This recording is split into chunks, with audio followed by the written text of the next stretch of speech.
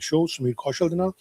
ਅੱਜ ਜੂਨ 18 ਦਿਨ ਹੈ ਵੀਰਵਾਰ ਦਾ। ਸਟੂਡੀਓ ਦੀ ਘੜੀਆਂ ਸਮਾਂ ਹੋ ਗਿਆ ਸਵੇਰ ਦੇ 9:58 ਔਰ ਪ੍ਰੋਗਰਾਮ ਦੇ ਵਿੱਚ ਅੱਜ ਕੁਝ ਖਾਸ ਜਾਣਕਾਰੀਆਂ ਤੁਹਾਡੇ ਨਾਲ ਸਾਂਝੀਆਂ ਕਰਨੀਆਂ ਔਰ ਇਨਫੋਰਮੇਸ਼ਨ ਜਿਹੜੀਆਂ ਇਸ ਵੇਲੇ ਆ ਰਹੀਆਂ ਲਾਈਵ ਇਨਫੋਰਮੇਸ਼ਨ ਤੁਹਾਡੇ ਨਾਲ ਸਾਂਝੀਆਂ ਕਰਨੀਆਂ ਜੋ ਇਸ ਵਕਤ ਹੋ ਰਿਹਾ ਉਹਦੇ ਬਾਰੇ ਗੱਲ ਕਰਾਂਗੇ ਔਰ ਜੋ ਬੜਾ ਇੰਪੋਰਟੈਂਟ ਹੈ ਜੋ ਹੋ ਕੇ ਹਟਿਆ ਹੁਣ ਤੋਂ ਥੋੜੀ ਦੇਰ ਪਹਿਲਾਂ ਉਸ ਦੇ ਬਾਰੇ ਵੀ ਗੱਲਬਾਤ ਕਰਾਂਗੇ ਔਰ ਰੈਲੇਵੈਂਟ ਸਾਰੀਆਂ ਖਬਰਾਂ ਜਿਨ੍ਹਾਂ ਦੇ ਬਾਰੇ ਆਪਾਂ ਚਰਚਾ ਕਰਦੇ ਹਾਂ ਜਿਨ੍ਹਾਂ ਦੇ ਬਾਰੇ ਆਪਾਂ ਜਾਣਕਾਰੀ ਦਿੰਦੇ ਹਾਂ ਉਹਨਾਂ ਦੇ ਵਿੱਚੋਂ ਖਾਸ ਤੌਰ ਤੇ ਜਿਹੜੀ ਆਪਾਂ ਇੱਕ ਗੱਲਬਾਤ ਕਰਨੀ ਹੈ ਇੱਕ ਤਾਂ ਹੈਗੀ ਆ ਜਿਹੜਾ MOU ਸਾਈਨ ਹੋਇਆ US ਈਰਾਨ ਦਾ। ਅੱਜ ਦੱਸਿਆ ਜਾ ਰਿਹਾ ਸੀ ਕਿ ਫਰਾਈਡੇ ਨੂੰ ਇਹ ਸਾਈਨ ਹੋਣਾ ਲੇਕਿਨ ਇਹ ਥਰਸਡੇ ਨੂੰ ਹੀ ਸਾਈਨ ਹੋ ਗਿਆ ਪੈਰਿਸ ਦੇ ਵਿੱਚ। ਸਾਈਨ ਜਿਹੜਾ ਉਹ ਕੀਤਾ president of United States mister Donald ਜੇ ਟਰੰਪ ਨੇ ਔਰ ਈਰਾਨ ਦੇ ਵਿੱਚ ਜਿਹੜੇ ਮਸੂਦ ਪਜ਼ਸ਼ਕੀਆਂ ਉਹਨਾਂ ਦੇ ਪ੍ਰੈਜ਼ੀਡੈਂਟ ਨੇ ਉਹਨਾਂ ਦੇ ਵੱਲੋਂ ਸਾਈਨ ਕੀਤਾ ਗਿਆ। ਔਰ ਉਧਰੋਂ ਪਾਕਿਸਤਾਨ ਦੇ ਵੱਲੋਂ ਵੀ ਕਿਹਾ ਜਾ ਰਿਹਾ ਕਿ ਅਸੀਂ ਵੀ ਸਾਈਨ ਕੀਤਾ ਐਜ਼ ਮੀਡੀਏਟਰ ਲੇਕਿਨ ਉਹਨਾਂ ਨੇ ਪਾਕਿਸਤਾਨ ਦੇ ਵਿੱਚ ਹੀ ਕੀਤਾ। ਲੇਕਿਨ ਪਹਿਲਾਂ ਇਹ ਕਿਹਾ ਜਾ ਰਿਹਾ ਸੀ ਪਾਕਿਸਤਾਨ ਦੇ ਵਜ਼ੀਰ ਆਜ਼ਮ ਵੱਲੋਂ ਕਿਹਾ ਗਿਆ ਸੀ ਕਿ ਅਸੀਂ ਇਹ ਜਿਹੜਾ ਸਾਰਾ ਇਹ ਤਾਮਝਾਮ ਹੈ ਅਸੀਂ ਕਰ ਰਹੇ ਹਾਂ ਔਰ ਇਹਦੀ ਮੇਜ਼ਬਾਨੀ ਵੀ ਅਸੀਂ ਕਰਾਂਗੇ ਔਰ ਅਸੀਂ ਹੀ ਜਿਹੜੀਆਂ ਇਹ ਸਾਰੀਆਂ ਪਾਰਟੀਜ਼ਾਂ ਨੂੰ ਇਕੱਠਾ ਇੱਕ ਜਗ੍ਹਾ ਤੇ ਕਰਕੇ ਔਰ ਸਵਿਟਜ਼ਰਲੈਂਡ ਦੇ ਵਿੱਚ ਅਸੀਂ ਇਹ ਫੈਸਲਾ ਜਿਹੜਾ ਸਾਈਨਿੰਗ ਜਿਹੜੀ ਹੈ ਉਹ ਕਰਾਵਾਂਗੇ। ਲੇਕਿਨ ਕੋਈ ਗੱਲਬਾਤ ਉਸ ਵੇਲੇ ਸਾਹਮਣੇ ਆਈ ਨਹੀਂ। JD ਵੈਂਸ ਦੇ ਵੱਲੋਂ ਅੱਜ ਇੱਕ ਪ੍ਰੈਸ ਕਾਨਫਰੰਸ ਕੀਤੀ ਗਈ ਜਿਹਦੇ 'ਚ ਉਹਨਾਂ ਦੇ ਵੱਲੋਂ ਜਾਣਕਾਰੀ ਦਿੱਤੀ ਗਈ ਕਿ ਇਸ MOU ਦੇ US ਦੇ ਲੋਕਾਂ ਦੇ ਵਾਸਤੇ ਕੀ ਮਾਇਨੇ ਨੇ। What is the significance for the citizens of US for this MOU ਔਰ ਕਿਸ ਤਰੀਕੇ ਨਾਲ ਲੈਵਰੇਜ ਲੈ ਕੇ ਉਹਨਾਂ ਨੇ ਇਹ ਸਾਰਾ ਜਿਹੜਾ MOU ਸਾਈਨ ਕੀਤਾ ਔਰ ਉਹਨਾਂ ਨੇ ਕਿਹਾ ਕਿ ਟਰਸਟ ਕਰੋ ਟਰੰਪ ਦੇ ਵਿੱਚ। Have trust in Trump, have faith in Trump, ਇਹ ਉਹਨਾਂ ਦੇ ਵੱਲੋਂ ਕਿਹਾ ਗਿਆ। ਬਟ ਨਾਲ ਦੇ ਨਾਲ ਪੰਜਾਬ ਦਾ ਇੱਕ ਨੌਜਵਾਨ ਜਿਹਨੇ ਸੁਪਨਾ ਲਿਆ ਕਿ ਮੈਂ ਕੈਨੇਡਾ ਦੇ ਵਿੱਚ ਆ ਕੇ ਪੁਲਿਸ ਆਫਿਸਰ ਬਣਨਾ, ਨੰਗਲ ਦਾ ਰਹਿਣ ਵਾਲਾ, ਨੰਗਲ ਤੋਂ ਉਹਨਾਂ ਦੀ ਫੈਮਿਲੀ ਜਿਹੜੀ ਹੈ ਉਹ ਕੈਨੇਡਾ 'ਚ ਆਈ ਔਰ ਆ ਕੇ ਇੱਥੇ ਉਹ ਲੜਕਾ ਜਿਹੜਾ ਇੱਕ ਪੁਲਿਸ ਦੀ ਜਿਹੜੀ ਭਰਤੀ ਹੋਈ ਉਸ ਦੇ ਵਿੱਚ ਜਾ ਕੇ ਸ਼ਾਮਿਲ ਹੋਇਆ ਔਰ ਪੁਲਿਸ ਆਫਿਸਰ ਬਣ ਗਿਆ। ਪੁਲਿਸ ਆਫਿਸਰ ਬਣਨ ਤੋਂ ਬਾਅਦ ਉਹਨੇ ਸੇਵਾਵਾਂ ਜਿਹੜੀਆਂ ਦੇਣੀਆਂ ਸ਼ੁਰੂ ਕੀਤੀਆਂ। ਉਹਦਾ ਨਾਮ ਤਰੁਣ ਬਾਲੀ, ਦਿਸ ਗਾਇ ਤਰੁਣ ਬਾਲੀ।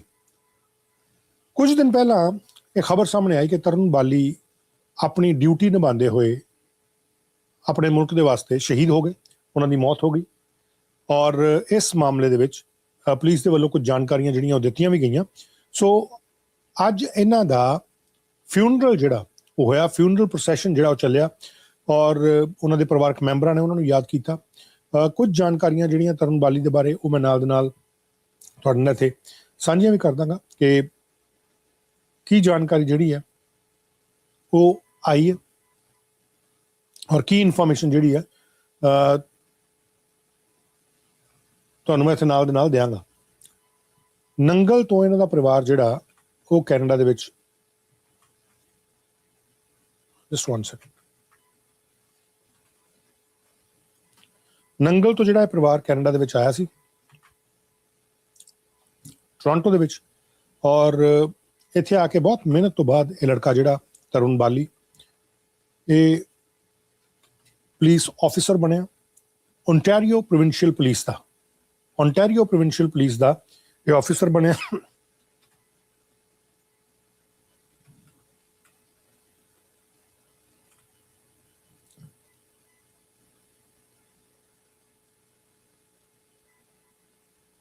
ਔਰ ਥੋੜੇ ਦਿਨ ਪਹਿਲਾਂ ਜਿਹੜੀ ਇਨਫੋਰਮੇਸ਼ਨ ਆਈ ਉਸ ਦੇ ਵਿੱਚ ਜਾਣਕਾਰੀ ਮਿਲੀ ਕਿ ਇਸ ਦੀ ਮੌਤ ਹੋ ਗਈ। 9 ਜੂਨ ਨੂੰ ਇਹਦਾ ਵਹੀਕਲ ਜਿਹੜਾ ਇਹਨਾਂ ਦਾ ਜਿਹੜਾ ਵਹੀਕਲ ਸੀ ਉਹਦੇ ਵਿੱਚ ਆ ਕੇ ਇੱਕ ਵਹੀਕਲ ਜਿਹੜਾ ਵੱਜਾ ਜਦੋਂ ਇਹ ਆਪਣੀ ਡਿਊਟੀ ਦੇ ਉੱਤੇ ਸੀ ਔਰ ਸਡਬਰੀ ਤੋਂ ਲਗਭਗ 600 ਕਿਲੋਮੀਟਰ ਨਾਰਥ ਵੈਸਟ ਵਾਲੇ ਪਾਸੇ ਨੂੰ ਜੇਮਸ ਬੇ OPP ਡਿਟੈਚਮੈਂਟ ਜਿਹੜੀ ਹੈਰਸ ਦੇ ਕੋਲ ਹੈ ਉੱਥੇ ਦੱਸਿਆ ਜਾਂਦਾ ਕਿ ਉਹ 29 ਸਾਲ ਦੇ ਇਸ ਆਫਿਸਰ ਤਰੁਣ ਬਾਲੀ ਜਿਹੜੇ ਇਹਨਾਂ ਦੀ ਇੱਕ ਡਿਊਟੀ ਦੇ ਦੌਰਾਨ ਇਹਨਾਂ ਦੀ ਮੌਤ ਹੋ ਗਈ ਔਰ ਅੱਜ ਇਹਨਾਂ ਦਾ ਫਿਊਨਰਲ ਪ੍ਰੋਸੈਸ਼ਨ ਜਿਹੜਾ ਉਹ ਨਿਕਲਿਆ ਔਰ ਇਹਨਾਂ ਨੂੰ ਅੰਤਿਮ ਵਿਦਾਈ ਜਿਹੜੀ ਹੈ ਇਹਨਾਂ ਦੀ ਟੀਮ ਦੇ ਵੱਲੋਂ ਔਰ ਨਾਲ ਦੇ ਨਾਲ ਹੀ ਜਿਹੜੇ ਆਫਿਸਰਸ ਨੇ ਉਹਨਾਂ ਦੇ ਵੱਲੋਂ, ਰਿਸ਼ਤੇਦਾਰਾਂ ਦੇ ਵੱਲੋਂ, ਫੈਮਿਲੀ ਮੈਂਬਰਸ ਦੇ ਵੱਲੋਂ ਇਹਨਾਂ ਨੂੰ ਆਖਰੀ ਸਲਾਮ ਜਿਹੜਾ ਉਹ ਪੇਸ਼ ਕੀਤਾ ਗਿਆ। ਕੁਝ ਜਾਣਕਾਰੀ ਜਿਹੜੀ ਇਸ ਦੇ ਬਾਰੇ ਮੈਂ ਤੁਹਾਨੂੰ ਨਾਲ ਦੇ ਨਾਲ ਹੋਰ ਦੇਣਾ ਔਰ ਜਿਹੜਾ ਇਹਨਾਂ ਦਾ ਹੁਣ ਤੋਂ ਕੁਝ ਦੇਰ ਪਹਿਲਾਂ ਓਨਟਾਰੀਓ ਪੁਲਿਸ ਪ੍ਰੋਵਿੰਸ਼ੀਅਲ ਪੁਲਿਸ ਦੇ ਵੱਲੋਂ ਲਾਈਵ ਜਿਹੜਾ ਕੀਤਾ ਗਿਆ ਇਹਨਾਂ ਦਾ ਫਿਊਨਰਲ ਪ੍ਰੋਸੈਸ਼ਨ ਸਾਰਾ ਲਾਈਵ ਕੀਤਾ ਗਿਆ, ਉਹਦੇ ਬਾਰੇ ਵੀ ਮੈਂ ਜਾਣਕਾਰੀ ਜਿਹੜੀ ਉਹ ਨਾਲ ਦੇ ਨਾਲ ਦਊਂਗਾ। ਔਰ ਇੱਥੇ ਆਪਾਂ ਉਹ ਜਿਹੜਾ ਲਾਈਵ ਫਿਊਨਰਲ ਪ੍ਰੋਸੈਸ਼ਨ ਦਾ ਹੋਇਆ ਉਹਨੂੰ ਵੀ ਇੱਥੇ ਮੈਂ ਤੁਹਾਡੇ ਨਾਲ ਸਾਂਝਾ ਜਿਹੜਾ ਉਹ ਕਰੂੰਗਾ।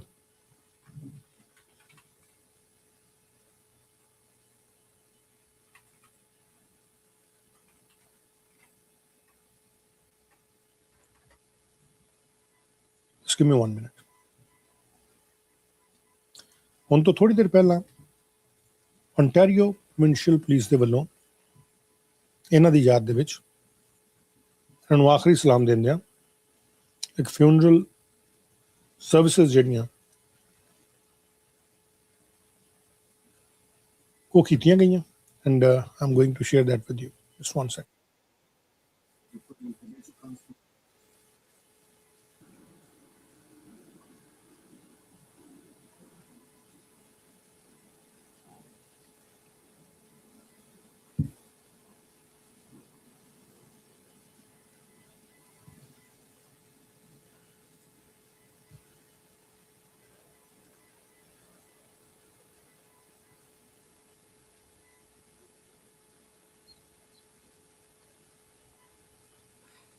I would like to take a moment to thank and recognize the hymn singers. Your voices have brought comfort as we gather here today. Now, if you are able, please rise for the entrance of the funeral procession led by Pipe Sergeant Chris Gilbertson of the Commissioner's Own Pipes and Drums. Provincial Constable Bali's safe passage has been entrusted to the Ontario Provincial Police Ceremonial Unit.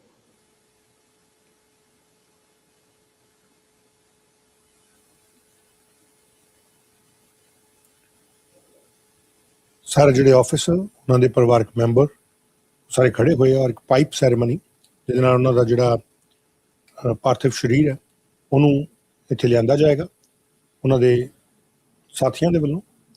ਔਰ ਪਰਿਵਾਰਕ member ਔਰ community ਦੇ ਬਹੁਤ ਸਾਰੇ ਲੋਕ ਜਿਹੜੇ ਹੈ ਉਹ ਅੱਜ ਓਨਟਾਰੀਓ ਦੇ ਵਿੱਚ ਜਿਹੜਾ ਹੈ ਓਨਟਾਰੀਓ ਪ੍ਰੋਵਿੰਸ਼ੀਅਲ ਪੁਲਿਸ ਦੇ ਵੱਲੋਂ ਤਰੁਣ ਬਾਲੀ, ਕਾਂਸਟੇਬਲ ਤਰੁਣ ਬਾਲੀ ਜਿਹੜੇ ਪਿਛੋਕੜ ਜਿਨ੍ਹਾਂ ਦਾ ਨੰਗਲ ਦੇ ਨਾਲ ਸੀ, ਉਹਨਾਂ ਨੂੰ ਆਖਰੀ ਵਿਦਾਈ ਜਿਹੜੀ ਹੈ ਉਹ ਦੇਣ ਵਾਸਤੇ ਇੱਥੇ ਆਏ।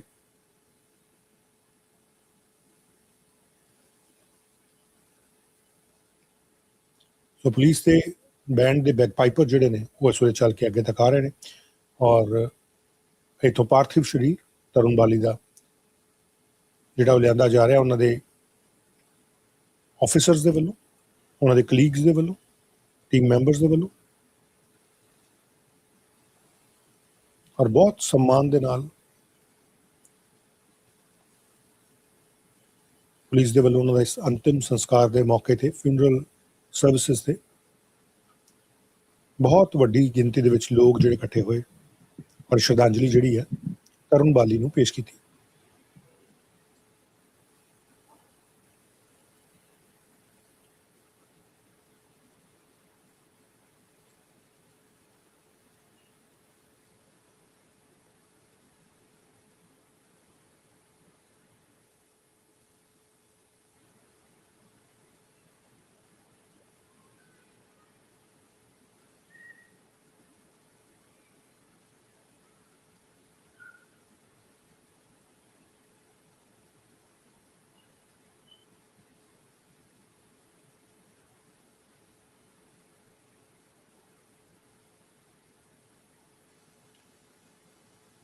ਪਹਿਲਾਂ ਝੰਡਾ ਜਿਹੜਾ ਉਹ ਅੱਧਾ ਚੁਕਾਇਆ ਗਿਆ ਔਰ ਸੜਕ ਦੇ ਉੱਤੋਂ ਵੀ ਜਦੋਂ ਇਹ ਪ੍ਰੋਸੈਸ਼ਨ ਲੈ ਕੇ ਆਂਦਾ ਗਿਆ ਲੋਕ ਬਹੁਤ ਸਾਰੇ ਖੜੇ ਸੀ ਔਰ ਅੰਤਿਮ ਵਿਦਾਈ ਜਿਹੜੀ ਹੈ ਤਰੁਣ ਬਾਲੀ ਨੂੰ ਦੇ ਰਹੇ ਸੀ।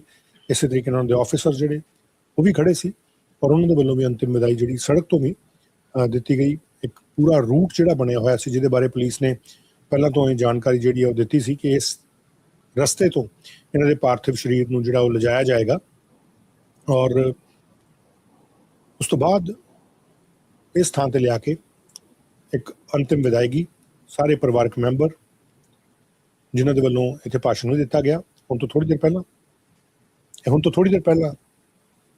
ਇਹ ਜਿਹੜਾ ਫਿਊਨਰਲ ਸਰਵਿਸਿਜ਼ ਨੇ ਹੋ ਕੇ ਹਟੀਆਂ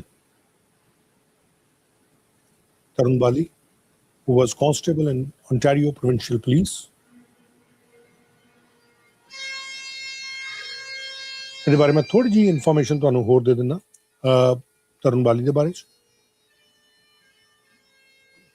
ਤਰੁਣ ਬਾਲੀ ਬੇਸਿਕਲੀ ਪੰਜਾਬ ਦੀ ਰੋਪੜ ਜ਼ਿਲ੍ਹਾ ਜਿਹੜਾ ਉੱਥੇ ਨੰਗਲ ਇੱਕ ਥਾਂ ਹੈ, ਨੰਗਲ ਬਹੁਤ ਸਾਰੇ ਲੋਕਾਂ ਨੂੰ ਪਤਾ ਹੋਣਾ। ਨੰਗਲ ਇਹਨਾਂ ਦਾ ਹੋਮ ਟਾਊਨ ਰਿਹਾ ਔਰ ਉੱਥੇ ਵੀ ਬਹੁਤ ਸ਼ੌਕ ਦੀ ਲਹਿਰ ਜਿਹੜੀ ਆ ਦੌੜ ਗਈ। ਨੰਗਲ ਦੇ ਵਿੱਚ ਵੀ ਜਿਹੜੇ ਲੋਕ ਬਾਲੀ ਪਰਿਵਾਰ ਨੂੰ ਜਾਣਦੇ ਉਹ ਚੰਗੀ ਤਰ੍ਹਾਂ ਜਾਣਦੇ ਕਿ ਇਹਨਾਂ ਦਾ ਪਰਿਵਾਰ ਜਿਹੜਾ ਉਹਦੇ ਵੱਲੋਂ ਕਮਿਊਨਿਟੀ ਦੇ ਵਿੱਚ ਬਹੁਤ ਸਾਰੇ ਕੰਮ ਕੀਤੇ ਜਾਂਦੇ ਰਹੇ ਆ। ਉੱਥੇ ਵੀ ਇਹਨਾਂ ਦੇ ਪਿਤਾ ਅਸ਼ੋਕ ਬਾਲੀ, ਮਾਤਾ ਨੀਨਾ ਬਾਲੀ, ਉਹਨਾਂ ਦਾ ਇਹ ਛੋਟਾ ਲੜਕਾ ਸੀ ਔਰ ਇਹ ਸ਼ੁਰੂਆਤ ਦੇ ਵਿੱਚ ਜਿਹੜਾ ਪਰਿਵਾਰ ਹੈ ਇਹ ਸ਼ਿਵਾਲਿਕ ਐਵਨਿਊ ਦੇ ਵਿੱਚ ਰਹਿੰਦਾ ਹੁੰਦਾ ਸੀ ਨੰਗਲ, ਜਿਸ ਤੋਂ ਬਾਅਦ ਇਹ ਟੋਰਾਂਟੋ ਦੇ ਵਿੱਚ ਮੂਵ ਹੋ ਗਏ। 2 ਸਾਲ ਪਹਿਲਾਂ ਹੀ ਦੱਸਿਆ ਜਾਂਦਾ ਹੈ ਕਿ ਇਹਨਾਂ ਦੀ ਸ਼ਾਦੀ ਜਿਹੜੀ ਆ ਉਹ ਕੈਨੇਡਾ ਦੇ ਵਿੱਚ ਹੀ ਹੋਈ ਸੀ ਔਰ ਹੁਣ ਇਹਨਾਂ ਦੀ ਇੱਕ ਅਨਟਾਈਮਲੀ ਡੈਥ ਜਿਹੜੀ ਆ ਉਹਨੇ ਪੂਰੇ ਫੈਮਿਲੀ ਮੈਂਬਰਸ ਨੂੰ, ਪੂਰੀ ਕਮਿਊਨਿਟੀ ਨੂੰ ਇੱਕ ਵਾਰ ਹਿਲਾ ਕੇ ਜਿਹੜਾ ਉਹ ਰੱਖ ਦਿੱਤਾ। ਔਰ ਇੱਥੇ ਵੀ ਤੁਸੀਂ ਦੇਖ ਸਕਦੇ ਹੋ ਕਿ ਇੱਕ ਵੱਡੀ ਗਿਣਤੀ ਦੇ ਵਿੱਚ ਜਿਹੜੇ ਕਮਿਊਨਿਟੀ ਦੇ ਮੈਂਬਰਸ ਔਰ ਜਿਹੜੇ ਪੁਲਿਸ ਆਫਿਸਰਸ ਨੇ ਉਹ ਇੱਥੇ ਆਏ ਹੋਏ ਔਰ ਉਹਨਾਂ ਦੇ ਵੱਲੋਂ ਸ਼ਰਧਾਂਜਲੀ ਔਰ ਇੱਕ ਅੰਤਿਮ ਵਿਦਾਈ ਜਿਹੜੀ ਹੈ ਉਹ ਦਿੱਤੀ ਜਾ ਰਹੀ ਹੈ।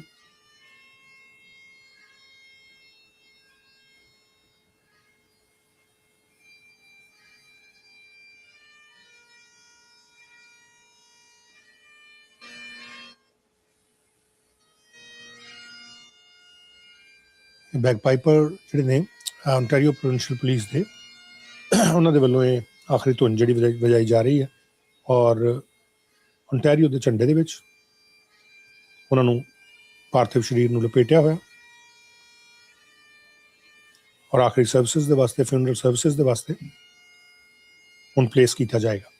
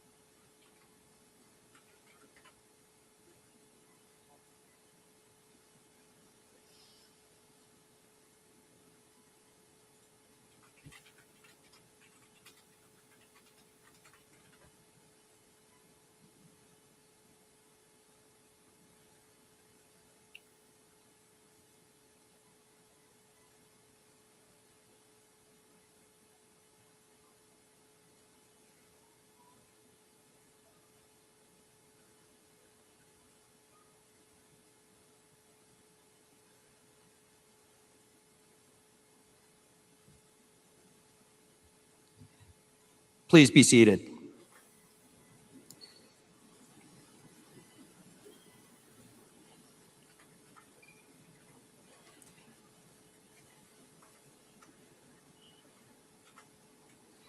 We will begin the funeral service today with a prayer. Please welcome Pandit Abhay Shastri from Hindu Sabha Temple in Brampton, accompanied by Acharya Sudarshan Sharma.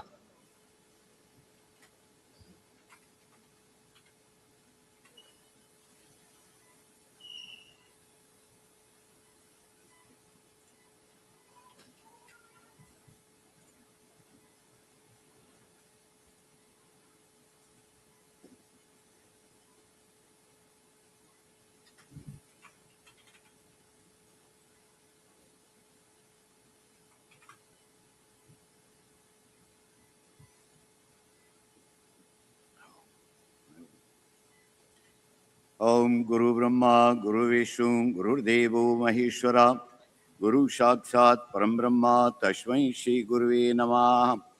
Vedaham etam purusham mahantam, maditya varnam tamasha parastat, tame viditva atimritumeti, nane pantha vidyate anayam. Vedaham etam purusham mahantam, aditya varnam tamasha parastat, tame viditva atimritumeti, nane pantha vidyate anayam.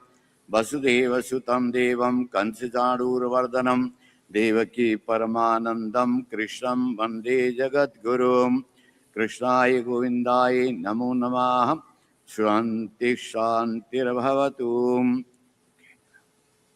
Om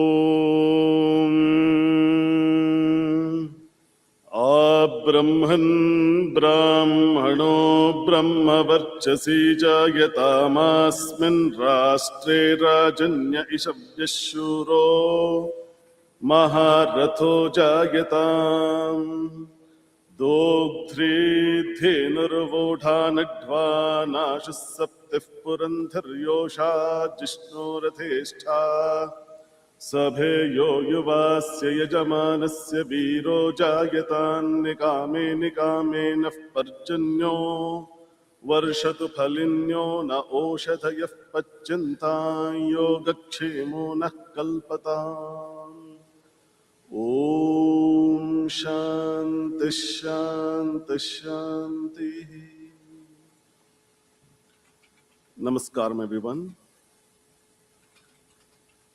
Today, as we are mourning the loss of our officer Tarun Bali,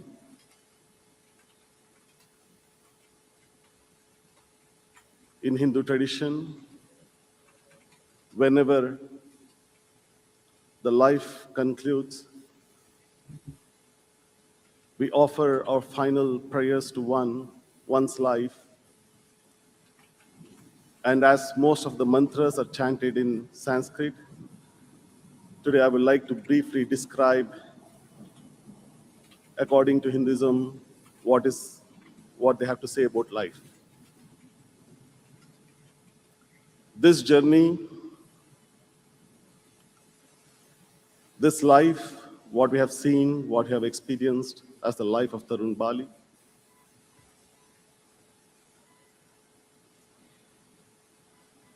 the life aspect which we believe as the consciousness,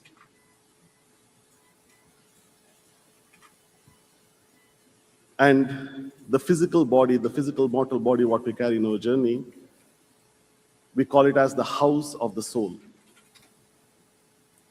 The consciousness is again identified as soul or spirit or Atman.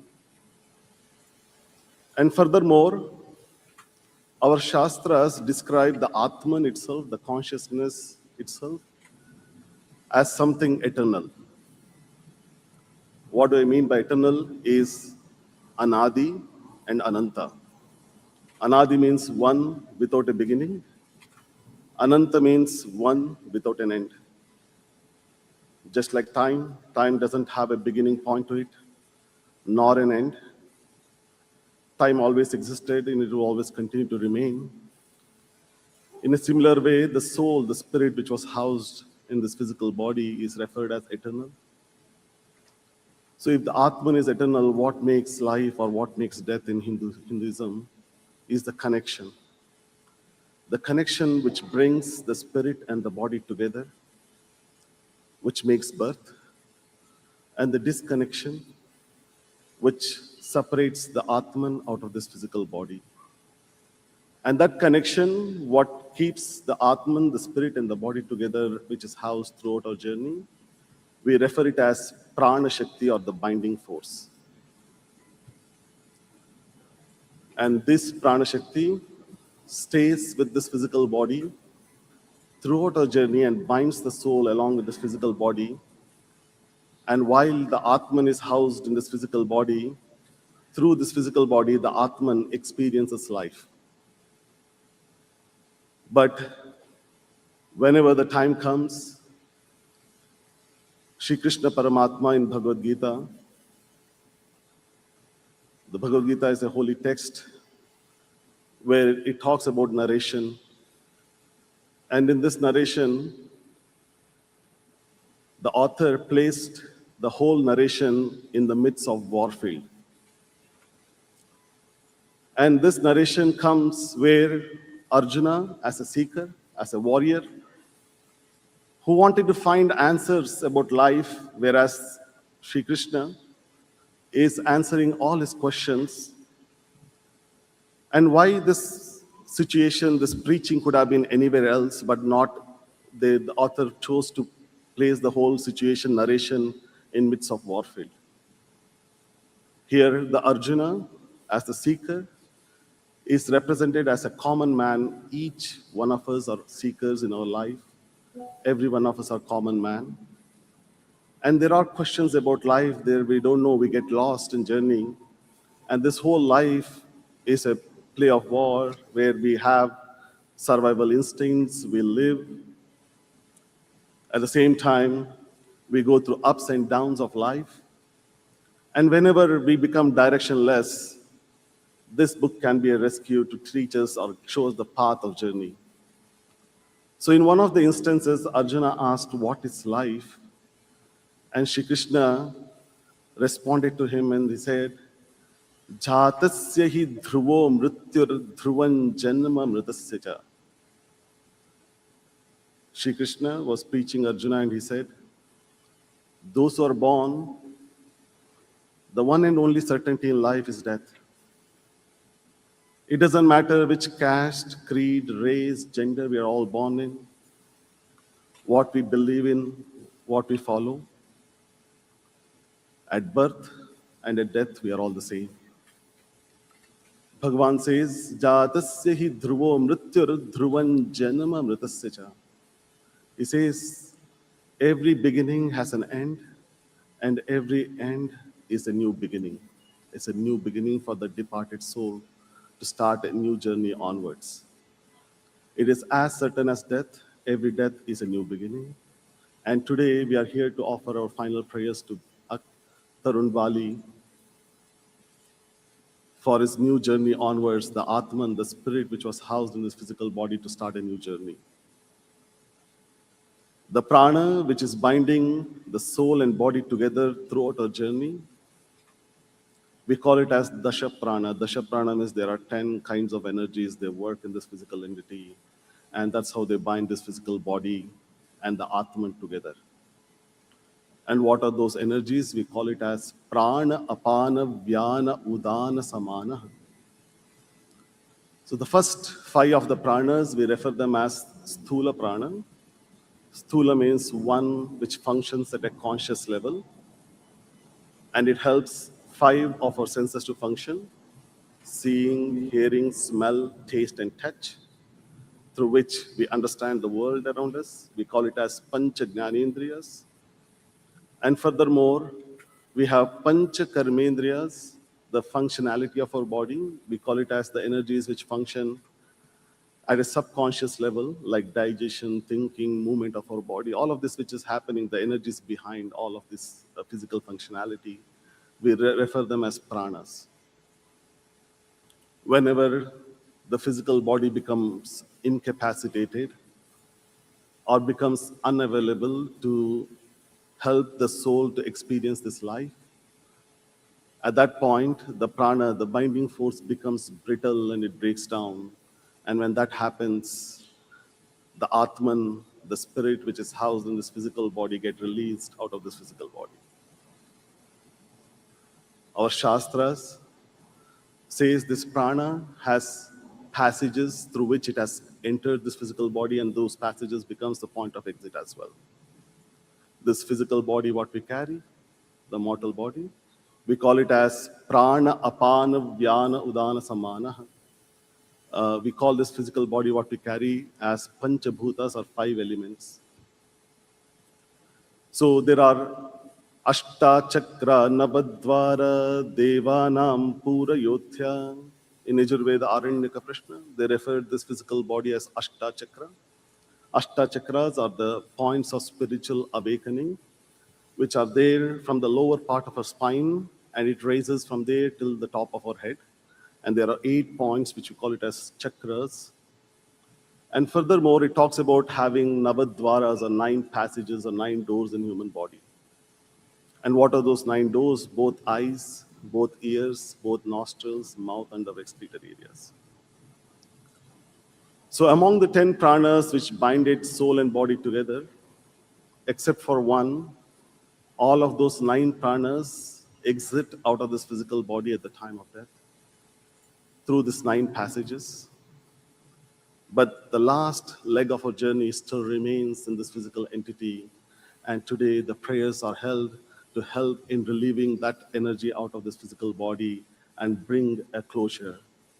As every closure is a new beginning for the soul. Dashama Prana resides within this physical body even upon death.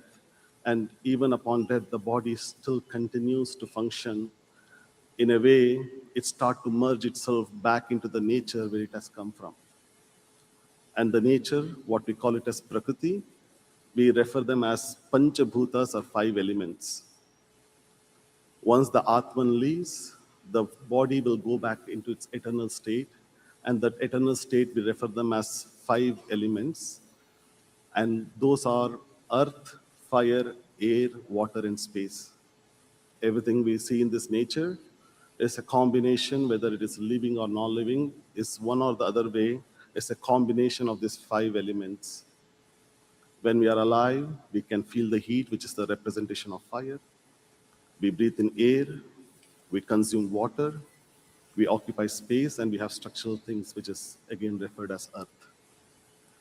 So whenever the Atman leaves, this physical body starts to merge itself, put itself back into the nature. In Hindu tradition, we do the final rites and rituals, which is known as Antyeshti Vidhi. At the time of death, the Agni Tattvam, the fire element, leaves the body and body turns cold. In this ritual, we invoke, bring back that fire element by offering prayers. And that fire element, when it consumes through the process of cremation, it opens up the last or the 10th passage for the Dashama Prana, the last leg of our journey to be relieved out of this physical body. And, when a child is born, we can notice a small opening right at the center of our skull. And we call it as Brahmarandra. As we grow, it closes. And they say the Agni Tattvam, the final rituals, will help in opening that passage and relieve the Dashama Prana and bring a closure. And furthermore, we offer all our prayers to go as a decorated officer, as a Veer Gati. We call martyrdom as Veer Gati. And we say, our Shastra says, what is the purpose of life? We say the purpose of life is attain the righteousness or walk in the path of righteousness, which we call it as dharma. Dharma means righteousness. So many people have conflict about what is right to me could be wrong to you, or what is wrong to you could be right to me. So in order to relieve that confusion, Shri Krishna Paramatma in Bhagavad Gita says, Dharmasya moolam karuna. Dharma means the righteousness, which is the foremost goal of one's life, what we call as the first and most important goal of life, which is walking in the path of righteousness. And we say that righteousness should be originated from compassion. Dharmasya moolam karuna. The origin of righteousness is compassion. And what is compassion? Our Shastra says every living being on this earth has a right to live a joyful life. And every action we do to keep ourselves sanity, to bring joyfulness to our life, is dharma. At the same time, any actions what we do should not harm the life, joyfulness of any other living being, is known as compassion. So everything what we do in our life, our actions, as we measure a life of compassion, is what dharma, which is ultimately help us to liberate or find the path of virtue and serve the purpose of life. And today, Tarun Bali has been working as a decorated officer, and he has shown that he has stood all his journey to protect the righteousness, the righteous path, the compassion path, and bring a harmony in society. And these rules and regulations has put in place in this world not to bring a collective happiness for the society. And Tarun Bali has given his ultimate sacrifice in protecting that righteousness into this society. And I pray that God bless him, give him the Paramagati Mahavishnu, give him the word of heavenly abode. And with this, I conclude my opening prayers. Om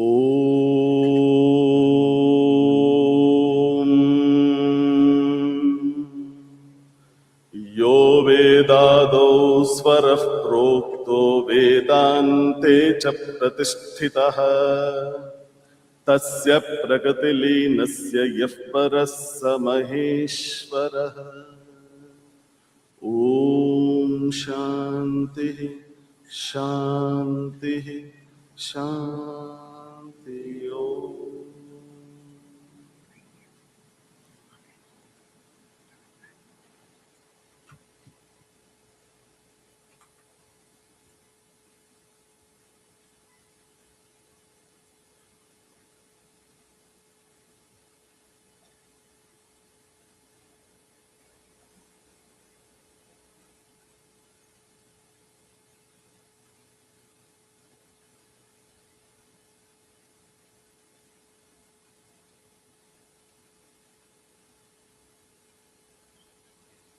Please stand as we honor our country with the singing of our national anthem, which will be performed today by Provincial Constable Richard Pauls, and will be followed by a moment of silence. Uniformed members, please ensure your headdress is on at this time. On behalf of the members in uniform, Ontario Provincial Police Commissioner Thomas Carrique will take the salute. All uniformed members, please come to attention.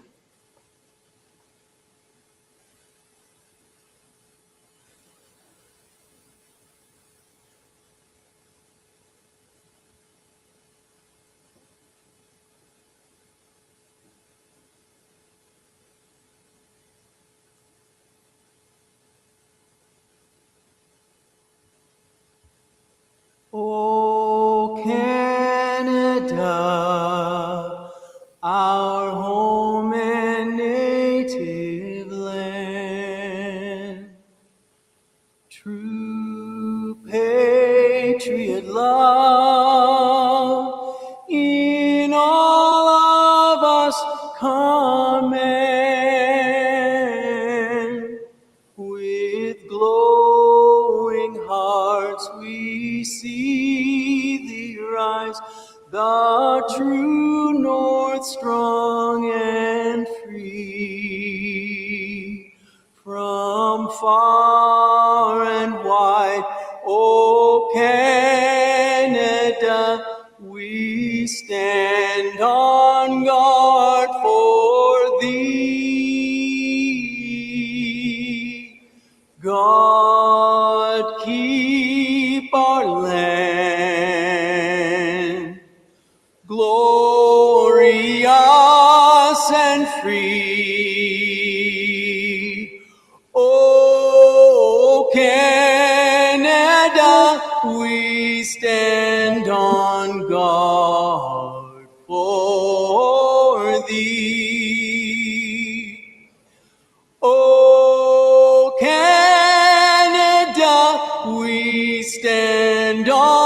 guard for thee.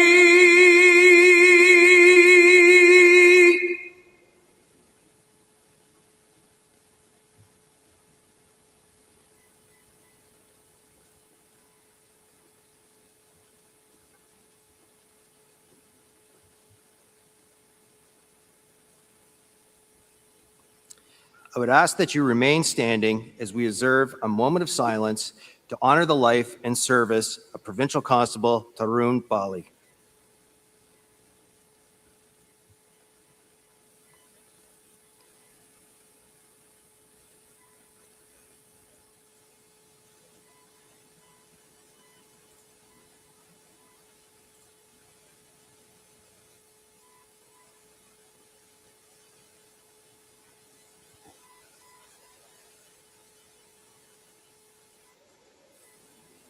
Uniform members, you may remove your headdress at this time.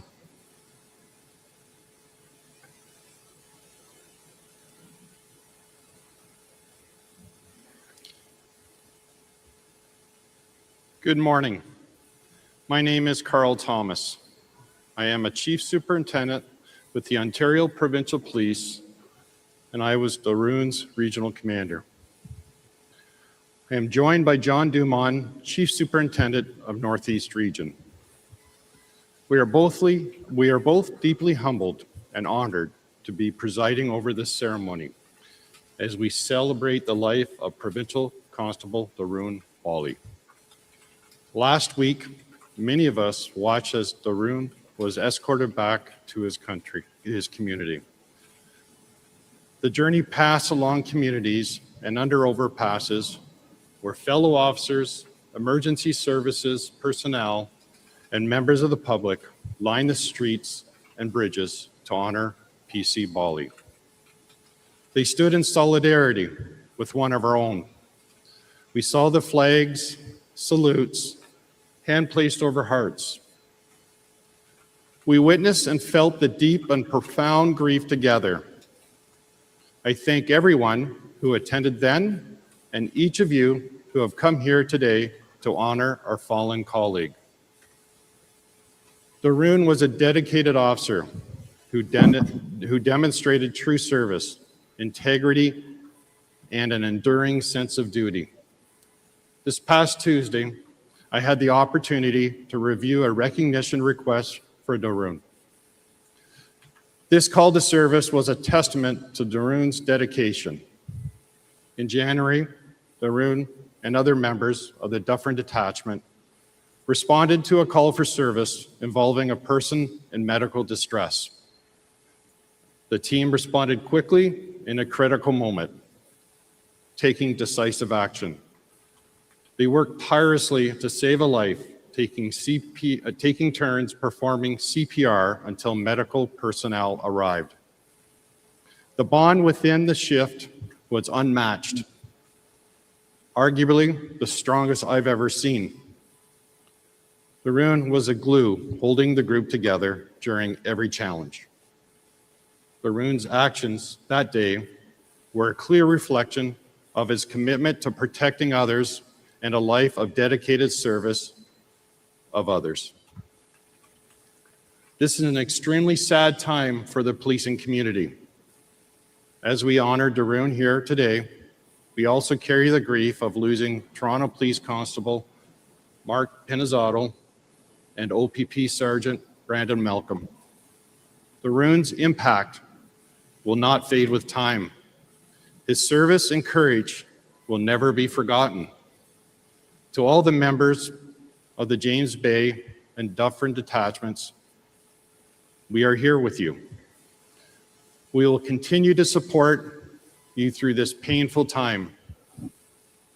To Tarun's family here today, his wife Kamal, his parents, Mr. and Mrs. Bali, there are no words that can fully ease your pain. But please know this, you're not alone. You are surrounded by a policing family and a broader community that stands with you today and in the days ahead. Your loss is shared, and your loved one's legacy will never be forgotten.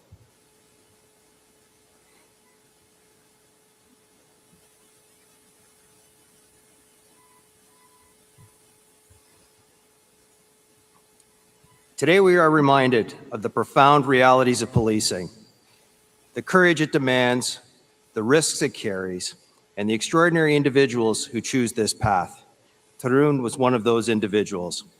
He chose to put on the uniform and answer the call to protect Ontarians each and every day. The impact of Tarun's service and life reached far beyond the calls for service that he answered, and he will be remembered for that.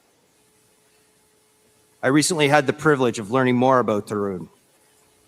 He was not only a dedicated officer, but a friend, a loved one, a husband, a son, a brother, a grandson, an uncle, and much more. His life touched countless others. Tarun was a volunteer with the Peel Region Victim Services and was part of the Sertal Heritage Organization, a charity that promotes Indian music in the Greater Toronto Area. He brought positive energy to every room, a genuine warmth that drew people in. He had a friendly nature and a determination that inspired everyone around him. Tarun was especially fond of his Mercedes-Benz, which is here today in the arena. Tarun is and will always be an integral part of the OPP family, respected by colleagues and valued by all that knew him. He was always willing to help, as he did when he agreed to deploy to Northeast Region, stepping up to serve where it was most needed. Tarun served in 11 different detachments, from his home in Dufferin to Ottawa to James Bay, putting in countless hours. He also encouraged his peers to serve in other detachment areas as well. Tarun demonstrated leadership, selflessness, and a deep dedication to our shared mission. It is rare to see someone who has such a remarkable impact in such a short time. Thank you to Kamal, Mr. and Mrs. Bali, and the rest of your family for sharing this day with us and allowing us to pay our respects to Tarun. We stand with you and share in your grief.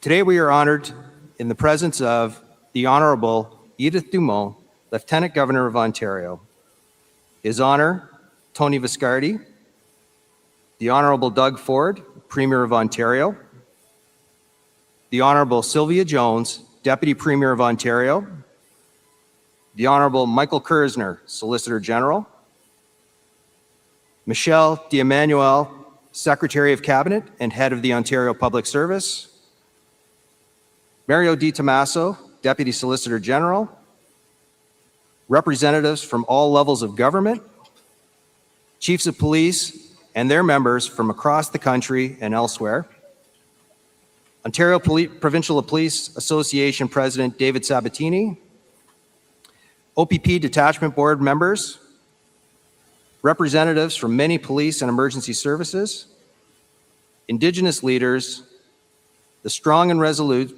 survivors of law enforcement, SOUL, our own members of the Ontario Provincial Police, members of the OPP Dufferin County and James Bay detachments, Provincial Communications Center North Bay, and members of the communities who join us remotely.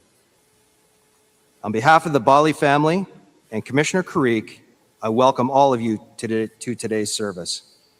Over the course of the service, we will hear from several speakers, including members of government, police officials, family, and friends.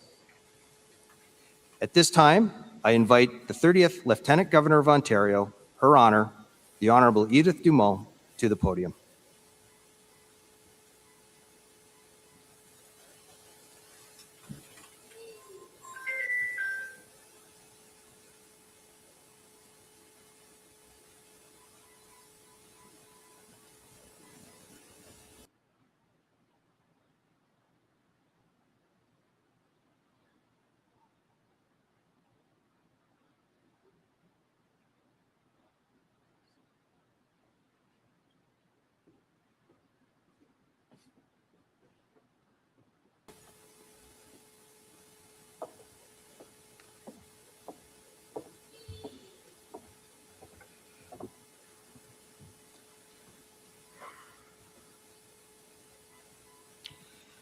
Commissioner Karik, Premier Ford, Ms. Kamal Sharma Bali, Ashok and Nima Bali, family, friends, colleagues, and all who are grieving.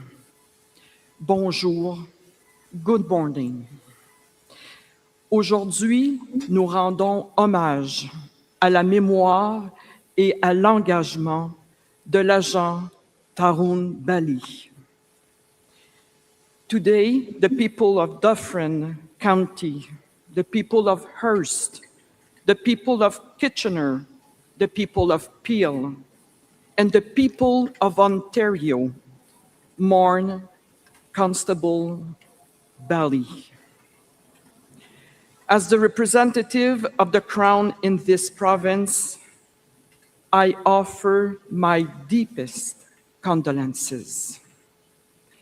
In the fall of 2023, before his first shift with the Ontario Provincial Police, Constable Bali took the oath of affirmation of office, swearing loyalty to His Majesty and to Canada, and committing to preserving the peace, preventing offenses, and discharging his duty faithfully, impartially, and according to law. Not only did Tarun uphold his oath, but he also went above and beyond.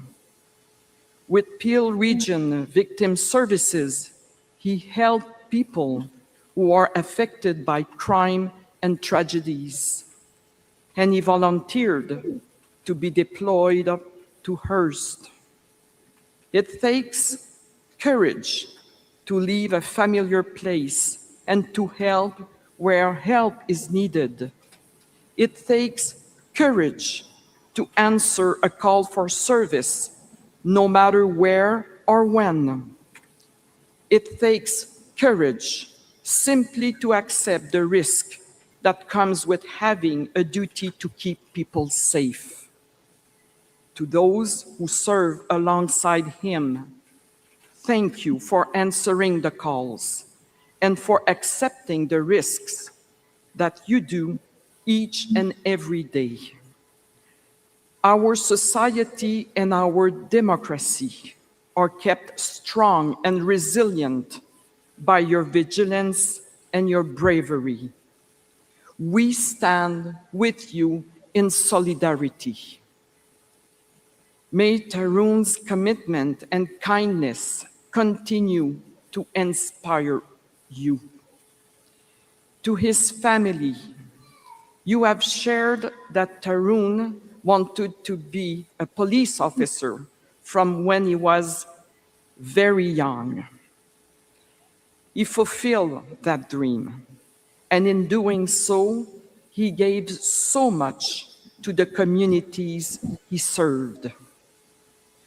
Truly, he was a hero in life. The people of Ontario will forever be grateful. We commit to holding him in our hearts as he held us in his home. May he rest in peace, qu'il repose en paix.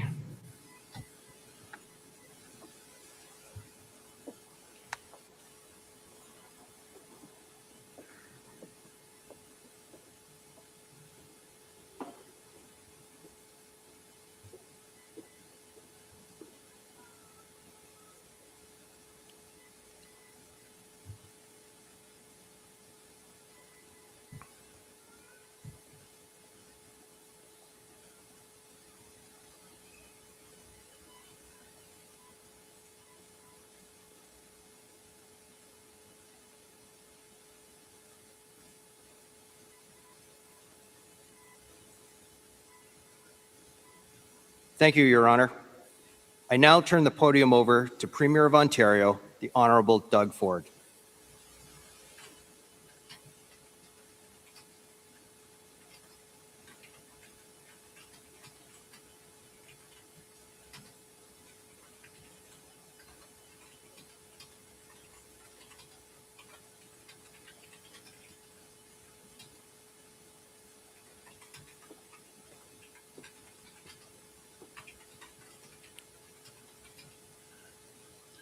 Your Honor, Commissioner Creek, and all my colleagues paying their respects, all our incredible frontline officers. I will always be there. I'll always be there to have your backs and support you. Today, we gather to mourn the loss of OPP Provincial Constable Tarun Bali. We're also here with a message to Provincial Constable Bali's family, including his wife, Kamal. Kamal, when I spoke to you the other day, it was heart-wrenching hearing the story. I also want to acknowledge his parents, Mr. and Mrs. Bali, his brother and sister, and extended family, friends, and colleagues. You're not alone. In times of tragedy, the people of Ontario will always come together to grieve, remember, and commemorate Provincial Constable Bali's life, service, and sacrifice in keeping the people of Ontario safe from harm. Provincial Constable Bali was a proud Canadian and proud to serve the people of Ontario, whether at his home, OPP detachment in Orangeville, during his deployment in James Bay region, or through his volunteer work with Peel Region Victim Services. In his role, Provincial Constable Bali would often encounter members of the public, experiencing emergencies or crisis on what might be the worst day of their lives. We know he approached his work with professionalism, compassion, and dedication, helping others and making an irreplaceable mark on the communities he served. Provincial Constable Tarun Bali was a man who put others before himself and who led by example no matter the risk. We can see that reflected in the days and hours leading up to his death, when he showed compassion and bravery despite the risk to himself. I know this loss is being felt far and wide, from the neighborhood in Brampton, where Provincial Constable Bali grew up, to Kitchener, where he got his first start in law enforcement, and the OPP family he has today. Ontario's brave men and women in uniform never know what challenges they'll face when they step out of their front door to keep the people of our province safe. We must never, ever forget Provincial Constable Bali's sacrifice, and we will not. To everyone here today, his family, his friends, his loved ones, and colleagues, while we can never properly repay the debt of gratitude that this province owes him, Provincial Constable Bali will always be remembered as the hero he was, and his legacy will live on forever. Thank you, and may God bless our men and women in uniform.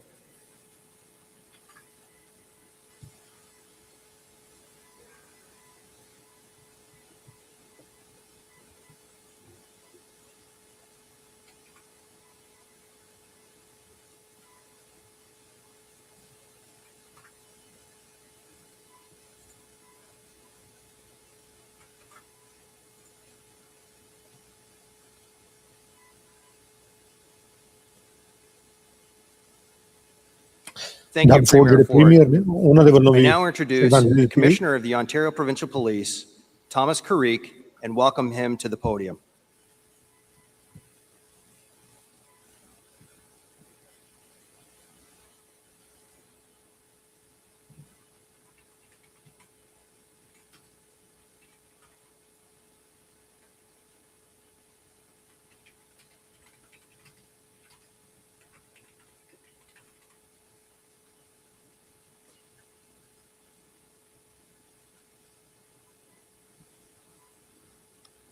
It was somehow symbolic this morning as we stood outside of this arena and the skies opened up, the rain came down, the sound of thunder and lightning around us.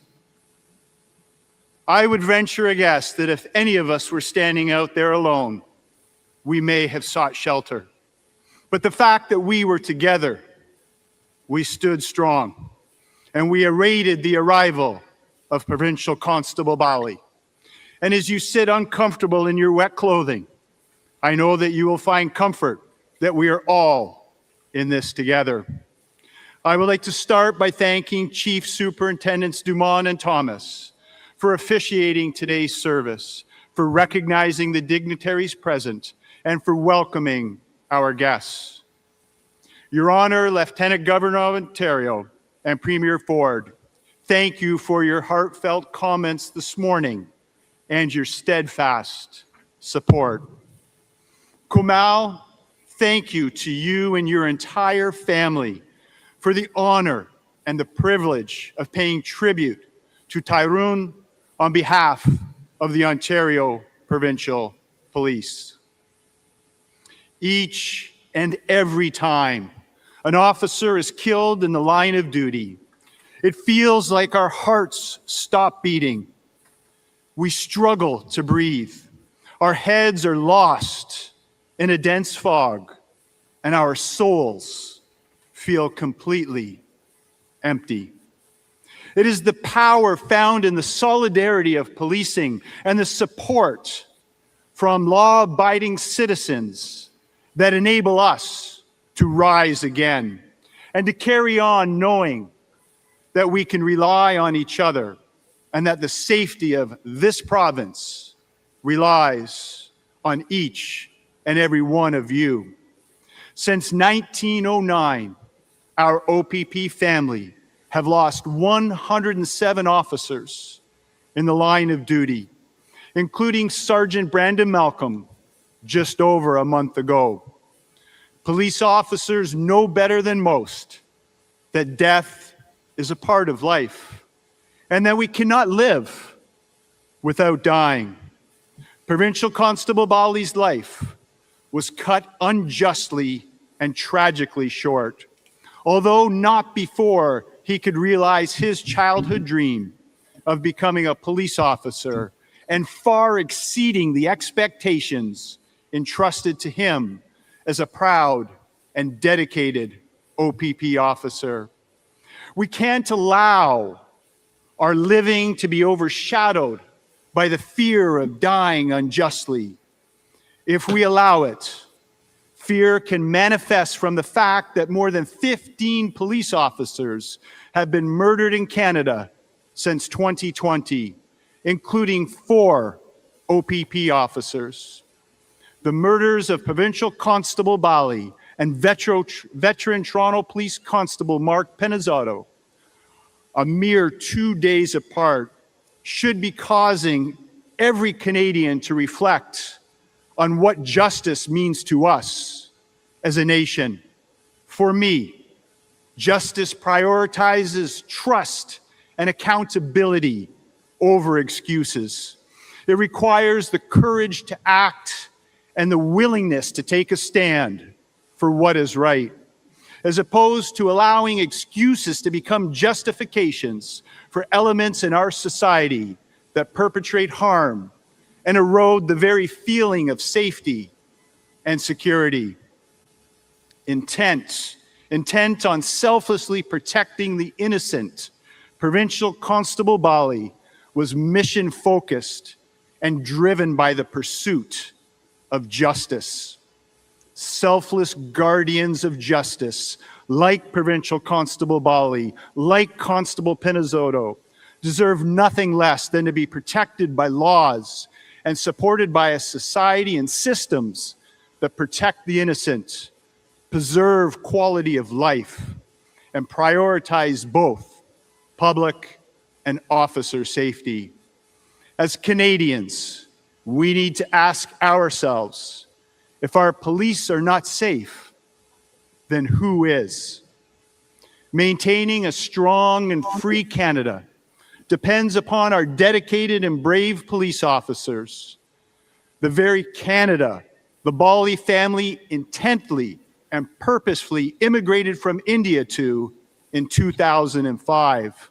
A Canada that Provincial Constable Bali was willing to give his life for, and in Ontario, he proudly gave his life to. I vividly remember meeting Tarun and his family at his OPP graduation. His gratitude and excitement for the opportunity to serve our province was truly inspiring. And the immense pride his family had in him choosing a life of service with the OPP was as evident then as it is today. Provincial Constable Bali's commitment to serving the citizens of Ontario and protecting our communities was defined by a sense of duty, pride, and a love for his fellow officers. Tarun's commitment to community and family was not limited to where he lived. It encompassed the entire province and all of the OPP. A dedication to duty that often started with a 3 a.m. pre-shift workout to ensure he was physically and mentally prepared to protect his community and back up his team. A dedication to duty that caused him to voluntarily deploy more than 900 kilometers from his home detachment in Aurelia to the James Bay detachment in Hearst. A proud and loyal Canadian, his noble motivation was simple and pure: to serve and protect our vast province. His assigned task was simply to perform general law enforcement duties, while local officers from James Bay were assisting with managing wildfires in Northeast region. Enthusiastic, competent, and hardworking, he was as much at home and as highly respected in James Bay as he was in Dufferin County. Imagine the commitment of an OPP officer like Provincial Constable Bali in what would seem like worlds apart for most Ontarians. He willingly traveled nearly 1,000 kilometers from home to stand as the first line of defense, protecting good from evil, and was willing to give his life to do so. The only guarantee any of us have in life is that our time is limited. A life well lived cannot be measured in time. It's measured by the positive impact we have on others and the lasting legacy we leave. Legacy is everlasting life.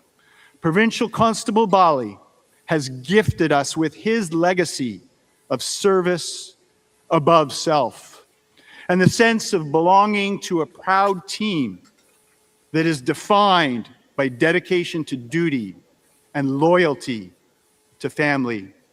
He reminds us that it is both an honor and our responsibility to serve our province, protect our citizens, uphold the law, and preserve public safety.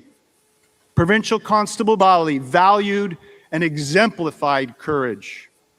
As police officers, you know, courage requires both a conscious willingness and the ability to act.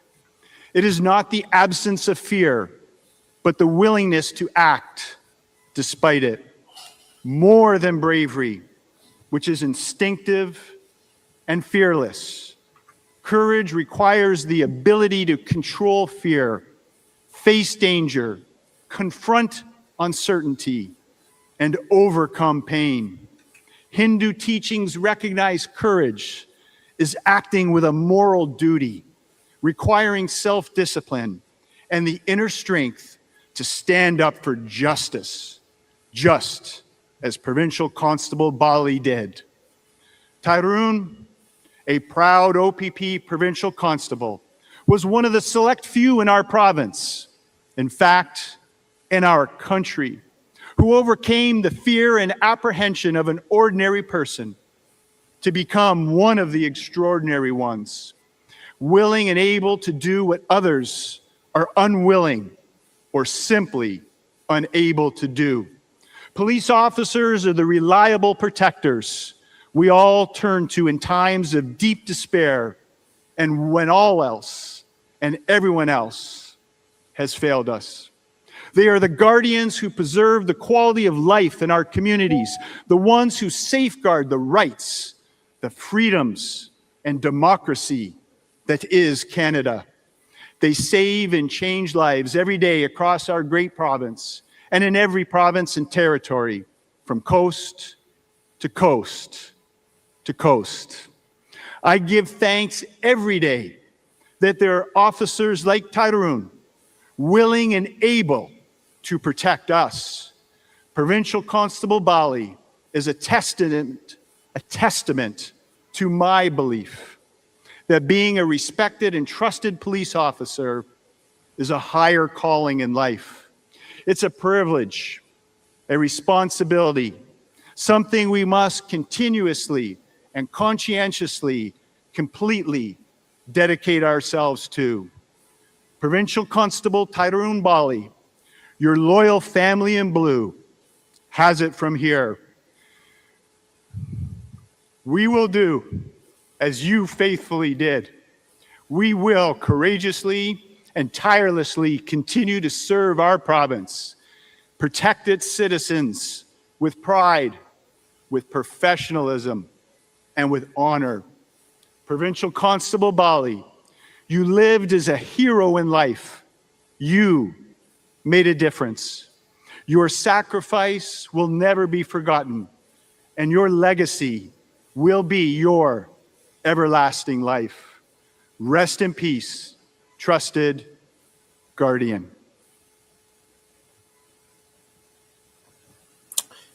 Ontario Provincial Police ਦੇ commissioner ਜਿਹੜੇ ਆ ਉਹ ਸ਼ਰਧਾਂਜਲੀ ਦੇ ਰਹੇ ਸੀ। ਇਸ ਤੋਂ ਪਹਿਲਾਂ ਲੈਫਟੀਨੈਂਟ ਗਵਰਨਰ ਜਿਹੜੇ ਆ ਉਹਨਾਂ ਦੇ ਵੱਲੋਂ ਸ਼ਰਧਾਂਜਲੀ ਦਿੱਤੀ ਗਈ ਔਰ Ontario ਦੇ ਪ੍ਰੀਮੀਅਰ ਡਗ ਫੋਰਡ ਜਿਹੜੇ ਆ in fact he is sitting just in front ਉਹਨਾਂ ਦੇ ਨਾਲ ਸੀਮਸ ਲਾਈਕ ਜਿਹੜੇ ਲੈਫਟੀਨੈਂਟ ਗਵਰਨਰ ਉਹ ਬੈਠੇ ਔਰ ਕਮਿਸ਼ਨਰ ਦੇ ਵੱਲੋਂ ਸਲੂਟ ਕੀਤਾ ਜਾ ਰਿਹਾ, ਉਹਨਾਂ ਦੀ ਫੈਮਿਲੀ ਨੂੰ ਨਮਸਕਾਰ ਕੀਤਾ ਜਾ ਰਿਹਾ, ਸ਼ਰਧਾਂਜਲੀ ਦਿੱਤੀ ਜਾ ਰਹੀ ਹੈ।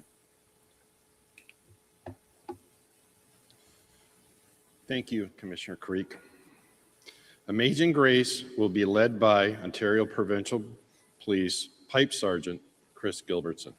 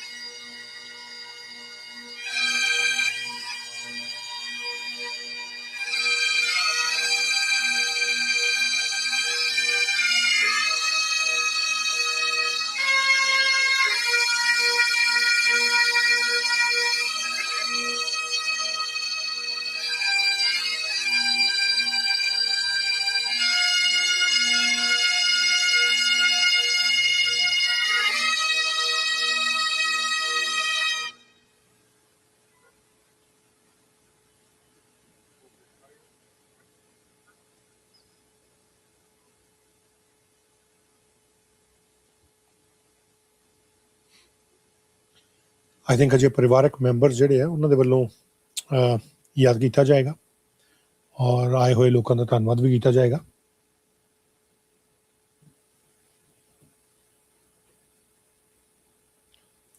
Thank you, Pipe Sergeant Chris Gilbertson and the Commissioner's own pipes and drums. At this time, I welcome the Tarun Sergeant Jay Moore, along with platoon members, Provincial Constable Adam J. Rose, Provincial Constable Jacob Pyra, Provincial Constable Ryan Jones, Detective Constable Jaslyn Thompson, and Provincial Constable Suresh Singh to the podium. Sergeant Moore will be sharing words of reflection on behalf of the platoon. Ontario Provincial Police ਦੇ ਵੱਲੋਂ ਇਹ live ਜਿਹੜਾ ਸਾਰਾ ਕੀਤਾ ਗਿਆ ਔਰ ਨੀਚੇ ਜਿਹੜੇ ਟਾਈਟਲਸ ਆ ਇੰਗਲਿਸ਼ ਔਰ ਪੰਜਾਬੀ ਦੇ ਵਿੱਚ ਇਹ ਵੀ Ontario Provincial Police ਦੇ ਵੱਲੋਂ ਹੀ ਪ੍ਰੋਵਾਈਡ ਕੀਤੇ ਗਏ ਆ। So that's a good gesture ਕਿ ਐਟਲੀਸਟ ਜਿਹੜੇ ਲੋਕ ਆਪਣੇ ਘਰ 'ਚ ਬੈਠ ਕੇ ਦੇਖ ਰਹੇ ਆ ਇੰਗਲਿਸ਼ ਦੇ ਨਾਲ ਪੰਜਾਬੀ ਦੇ ਵਿੱਚ ਵੀ, ਕਿਉਂਕਿ ਇਹਦਾ ਸੰਬੰਧ ਪੰਜਾਬ ਦੇ ਨਾਲ ਸੀ, ਇੰਡੀਆ ਦੇ ਨਾਲ ਸੀ। ਇੰਡੀਆ 'ਚ ਜਿਹੜਾ ਪੰਜਾਬ ਹੈ ਨੰਗਲ ਦੇ ਨਾਲ ਸੀ, ਰੋਪੜ ਡਿਸਟ੍ਰਿਕਟ।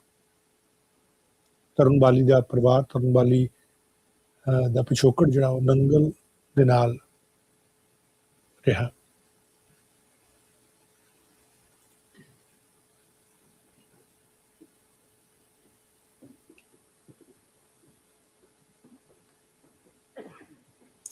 ਉਹਨਾਂ ਦੀ ਪਲਟੂਨ ਦੇ ਆਫਿਸਰ ਔਰ ਉਹਨਾਂ ਦੇ ਜਿਹੜੇ ਕਮਾਂਡਰ ਨੇ ਸੁਪਰਡੈਂਟੈਂਟ ਉਹ ਇਸ ਵੇਲੇ ਇਸ ਸ਼ੋਕ ਸਭਾ ਦੇ ਵਿੱਚ ਆਪਣਾ ਸੰਦੇਸ਼ ਦੇਣਗੇ। Well, Bali, you always had a way of making an impression. You never did anything halfway, and you were never one to shy away from the spotlight. So it seems only fitting that today you've managed to get the whole shebang.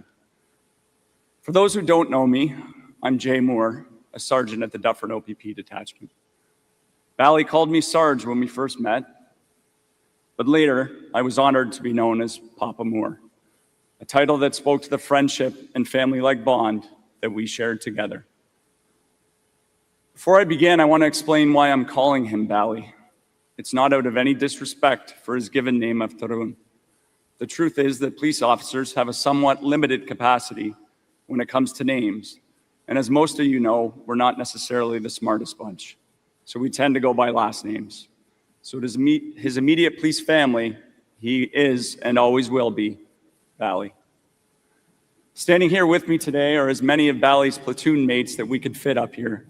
I know the rest of you that are out there would love to be up here with us as well. Many of you may think of them as colleagues or co-workers, but to Bali and to us, we were much more to each other.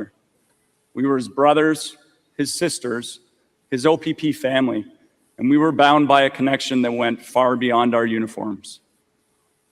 These individuals stand here today not only for themselves, but on behalf of the many others who shared that same bond with Bali. Those gathered among us and those that could not be here today.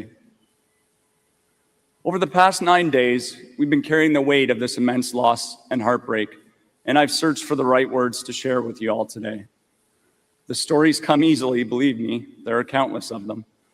But finding words worthy of honoring Bali in the way he deserves has been much, much harder. I'll do my best to honor him with the words my heart and sorrow will allow me to say today. I wish to thank the Bali family for entrusting me with the opportunity to honor their husband, son, grandson, brother, nephew, and one amazing uncle in whatever small way I could today. My first exposure to the positive force of energy that was Bali occurred in May of 2024. He showed up at our detachment on his first official day at the Dufferin OPP, sporting the brightest baby blue suit I think I have ever seen. He was paired up with our resident fingerprint expert, otherwise known as the Snowman, and along with his fellow new recruits, Chewy, Suresh, and Alex. I remember thinking this kid Bali is either the cockiest or craziest recruit I've ever seen, showing up at a police station looking like he's headed to a Miami nightclub. He turned and smiled at me with those massive dimples that we all see in the photos before us, and he said, "Hi, sir, I'm Tarun Bali." And without me knowing, my world had just changed. I was now slowly being wrapped up in the Bali vortex, which is this indescribable force that opens your heart to Bali without your conscious awareness. I had very few interactions with Bali over the coming weeks as we were on opposite shifts, but fate and a platoon shuffle brought us together in June of 2024. This was also the time that he and his love, Kamal, celebrated their union. I was already beginning to understand how special Bali was, but I was still caught off guard when he invited me, my wife Nicole, and our entirety of our A platoon to his wedding. Hesitant to mix work with personal life as his sergeant, I felt it was best not to attend, and it's a decision I will forever regret. I realized later that this invitation wasn't something he felt he had to do for his sergeant and his new platoon. Bali genuinely wanted us there. He wanted to share one of the most important days of his life with the people he now considered part of his family. That's who Bali was. He had an extraordinary way of making people feel valued, welcome, and included. He didn't just build friendships, he built a family. Yes, he really was that amazing. In the coming months, I started to really learn who Bali was. I won't lie and say he was a rock star of policing right off the bat, but he was so determined to succeed that he accepted all manner of coaching and training that we provided. These folks before you, Pyra, Che-Rose, Jones, and Jazz, took Bali under their wings, as was his magic. He quickly folded them into the ever-growing group of Bali minions. He rapidly developed as a vital and loved member of our platoon family, and without doubt, Pyra's wingman. We generally patrol solo in Dufferin Detachment, but Pyra and Bali were attached at the hip, and ironically enough, managed to ride in the same cruiser on a regular basis. Yes, Pyra, me, Dunning, and Newman were very aware of the Pyra-Bali glitch. Bali was the first Canadian with Indian heritage on our shift. I describe his heritage that way because his father, Ashok, has made it very clear to me in our conversations how proud he is to be Canadian, and also to celebrate his traditions and beliefs as an Indian-born family. Our platoon quickly became reliant on Bali whenever we needed help communicating in Punjabi or Hindi. In fact, our confidence in his translation abilities grew so much that one night on a roadside traffic stop, we called him for help in communicating with a stranded South Asian man. Bali got on the phone and listened intently as the man explained what he needed. After a few moments, Bali paused and calmly replied to us, "This guy doesn't speak Punjabi or Hindi. I think maybe he's Sri Lankan." After a good Bali laugh, we all learned an important lesson that night. Bali's translation skills, although impressive, are limited to the languages he actually speaks. Of course, that didn't stop us from calling him every chance we got. I know that this celebration of Bali is not about me. However, to create a clear picture of his impact on everyone he touched, I think it's important to speak of my personal experience. As a leader, I try not to get too emotionally involved with my people. I feel as though I keep an arm's length so that I can treat them all the same and provide them all the same level of counsel and assistance. I was even quite adamant with my wife that I treat everyone the same. And I know you're waiting for it. Here comes the but. I broke my own rule with Bali. I not only brought him into my home and introduced him to my family, I placed him under my arm like a son. In that same vortex I spoke of earlier, he also entrapped my wife, and she quickly became known to him as Mama Moore. Wow. Suddenly we had a son who never asked anything of us and only gave us love and friendship. There's nothing I can say today that will lessen the sorrow and anguish felt by everyone who knew Bali. We each carry that loss in our own way. But for Bali's family, the pain is immeasurable. For Ashok and Nina, his parents who brought him into this world and watched him grow into the remarkable man we all came to know and love. For Swarnjeet and Naresh, his father and mother-in-law, who welcomed him into their family as a son. For Shiv, who gained not only a brother-in-law, but a true friend and confidant in Bali. For Manisha and her husband Raj, who had a loving brother who cared deeply for their son, Ray, and for Varun and his wife, Manisha, who had a devoted brother and loving uncle to Orion and Erica. And then there is Kamal. None of us can truly understand the depth of pain that has been forced upon Bali's soulmate, best friend, and life partner. The loss she carries is beyond measure. Kamal, please know you will not carry that burden alone. You'll have the love, support, and strength of all of us for as long as you need it. That's a promise made without hesitation and without condition. The last thing I have the emotional capacity to give today is a message to my friend, brother, and adopted son, Bali. Thank you for being who you were every day without fail. A respected and loved police officer in our province and community, a dedicated friend who never faltered, a bright ray of sunshine on the cloudiest of days to anyone who had the pleasure of knowing you. You always had a bro hug, slap on the back, or you're hearing it here, an ear rub for anyone who wanted it. Personal space didn't exist in your world. You brought a smile to everyone's face and a laugh to everyone's life. Although you were viciously taken from us with malice and hate, you showed us all how to live with pride, courage, honor, and above all else, love. Our policing community will honor your memory forever, and I will love you and miss you for the rest of my life. Papa Moore, A Platoon, and your entire police family, 10-7. Thank you.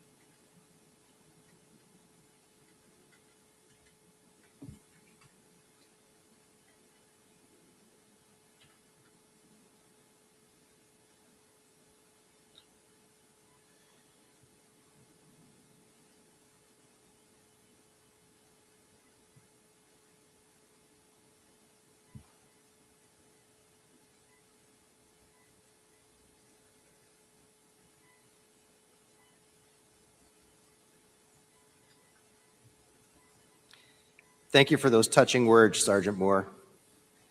At this time, I welcome Tarun's wife, Kamal, to the podium for words of reflection. She will be accompanied by Tarun's brother and sister.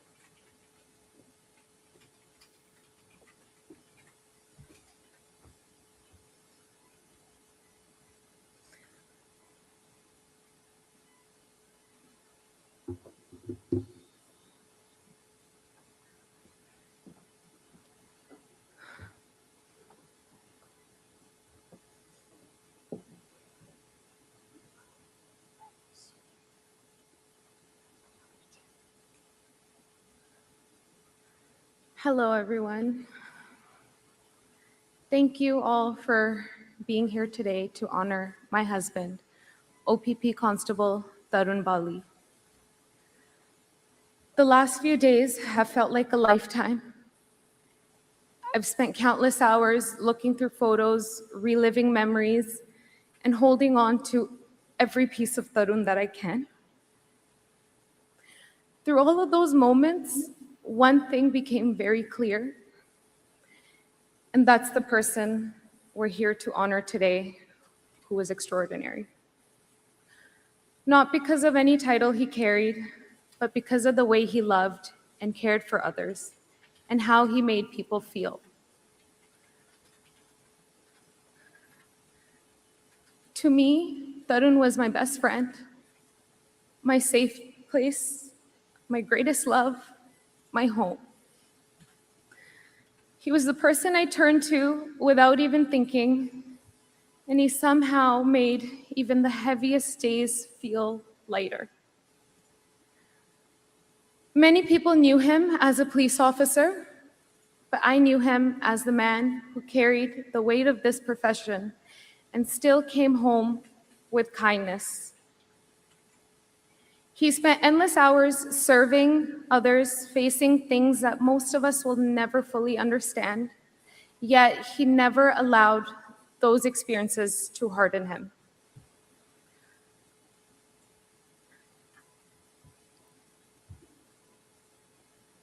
Tarun had a gift for making people feel valued, including myself. He showed up when people needed him. He listened without judgment. He gave his time and his energy and his heart freely to everyone. Whether you knew him for years or only a short period of time, he left an impression on you. And that is why this loss feels so immense. I always described Tarun as a light. I would always tell him, "You are my light." And while myself and you all lost that light far too soon, it hasn't disappeared. It lives on in every life he touched, every friendship he built, and every person he helped, and every officer who had the privilege of serving alongside him. I want to take this moment and this opportunity to thank the Ontario Provincial Police and the Association and everyone involved in guiding us, including Sergeant Jay Moore, Sergeant Richard Mora. We got Sunny, and we got Coyer over there. Thank you, guys. There are no words, really, that could fully express the gratitude that my family and I feel for the love and support that you guys have shown while grieving this loss yourselves. But we appreciate you. To every officer, every server, every service, every community leader, every government official, the commissioner, and everyone who reached out, checked on us during these impossible days, thank you. Your support, your love for Tarun have meant everything to us. And it's more than you'll ever know and more than I will ever be able to express to you.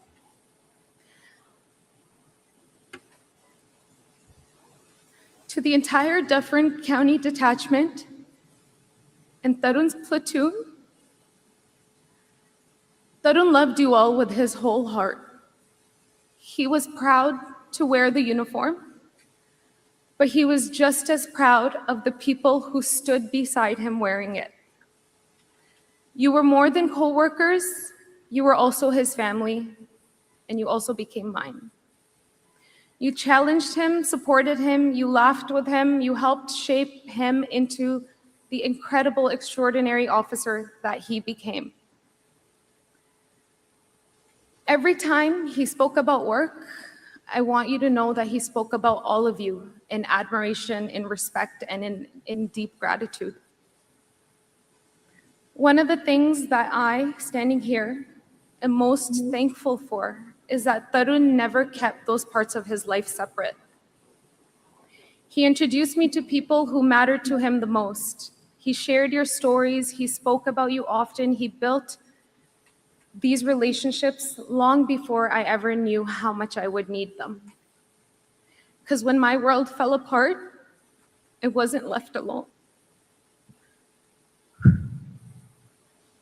Tarun left my family and I surrounded by people who have wrapped their arms around us, people who made us feel safe when nothing felt safe, and those who brought comfort in the most uncomforting times. You continue to remind us that love, loyalty, and kindness that he gave so freely still lives on through all of you. So thank you. To the James Bay region, to everybody up in Hearst, to the officers that were there that day, this message is directly to you. I know that some of you may carry heavy thoughts from that day, and I know some of you may replay those moments in your minds and wonder if there was something more that you could have done. But I need you to hear this from me and on behalf of my family, that you did everything that you could in that moment. And sometimes, as painful as it is to accept, even our very best efforts can't change the outcome, and that's not your fault. If there's one thing that I can ask of you all, it's to please be kind to yourselves and to give yourselves some grace and compassion that Tarun would have given each of you. Instead of carrying the weight of what might have been, carry the memory of who Tarun was, his kindness, his courage, his commitment to helping others and serving. So every time you put on that uniform, and every time you begin a shift, and every time you answer a call, I want you to remember him. Let his memory give you strength, and whenever you feel alone, just remember that that part of him will always walk with you, no matter what. To Tarun,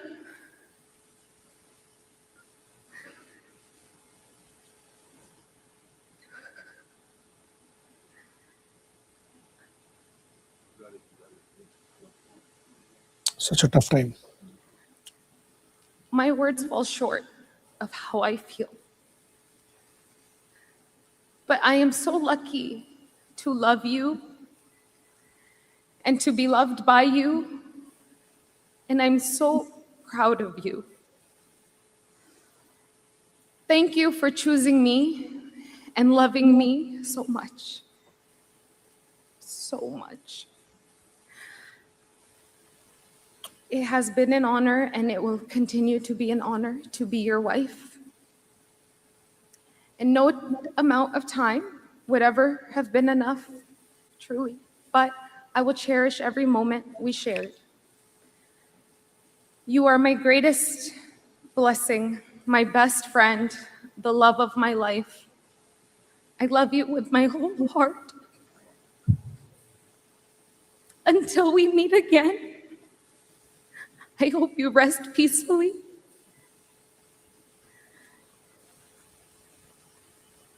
Thank you, everyone.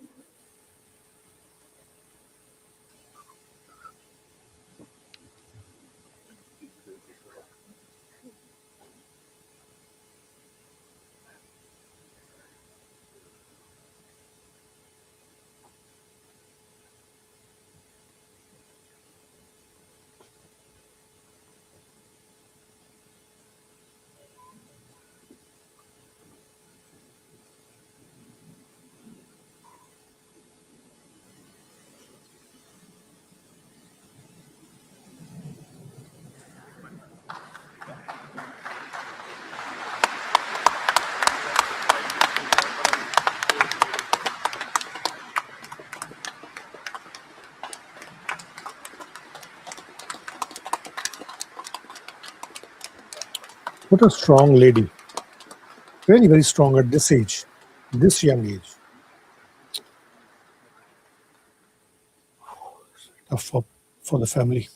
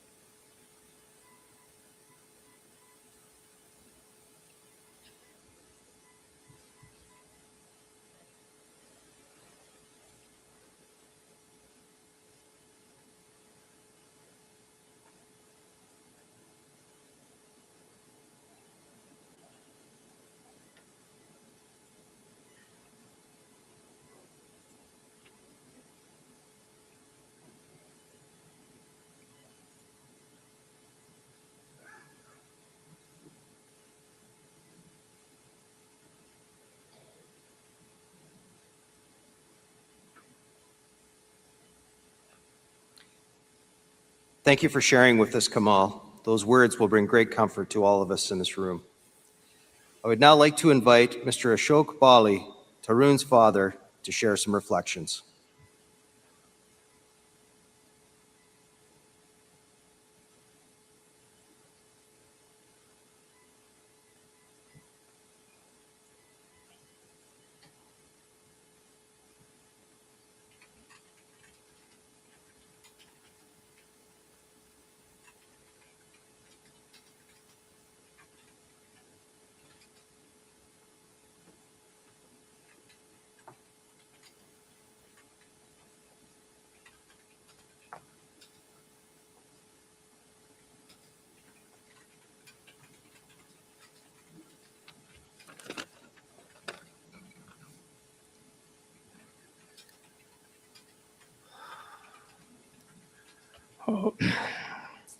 I don't know how I can start today.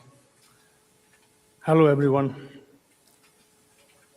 My name is Ashok Bali, and I'm the proud father of OPP Constable Tarun Bali, my love.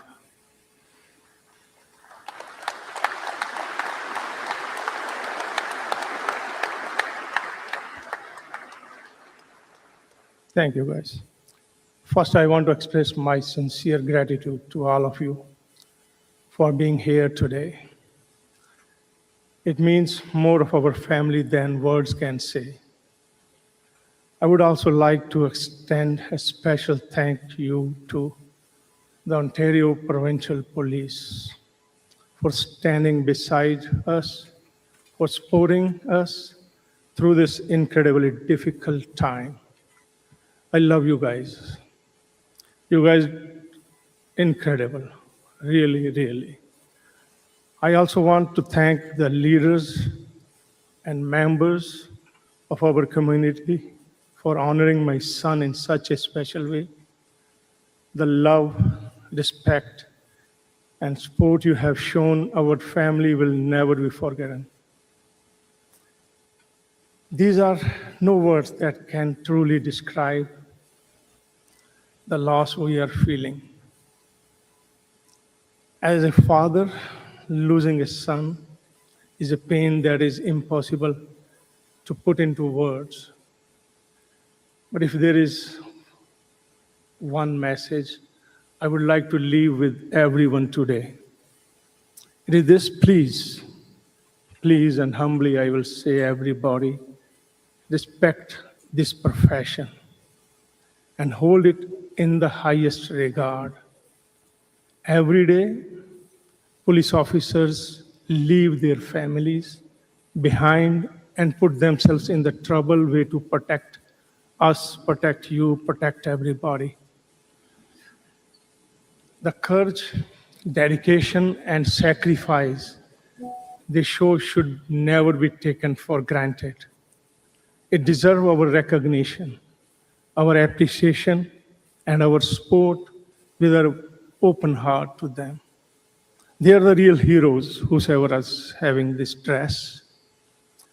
My family and I came to Canada in 2005, and I, like other hardworking immigrants, my wife and I also worked hard to raise our kids, to give them a life of full opportunities, and we made them capable enough to stand on their own. My son, who was also a husband, a brother, a loving uncle, dedicated his life to serve and protect in this country. Tarun was proud to wear his uniform. As you saw in his picture, when he was great, I think he was 2 or 3 years old, he wanted to become an officer. He loved being part of this community, and he believed deeply in helping others. We hope this legacy will remind people of the commitment and sacrifice made by officers every single day. These police officers, they're remarkable jobs they are doing. Everybody have to respect them. I have some few words in my Punjabi language for my son. बड़ा औखा है दिल नूं समझाना, बड़ा औखा है दिल नूं समझाना.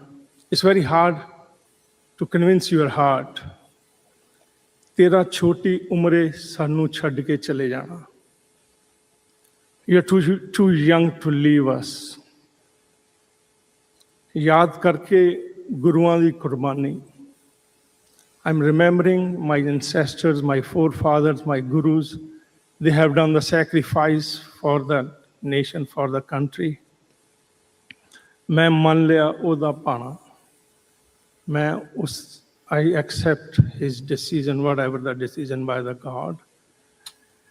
And my son, तू मेरा नाम रोशन कीता है. You make me proud in the country, and you sacrifice your life. And I'm really, really proud of you. I love you. I will miss you. You will always hear in my heart. And once again, I'm thankful to everybody, whosoever is here in the time of that. Thank you so much. Thank you. Thank you so much, everybody.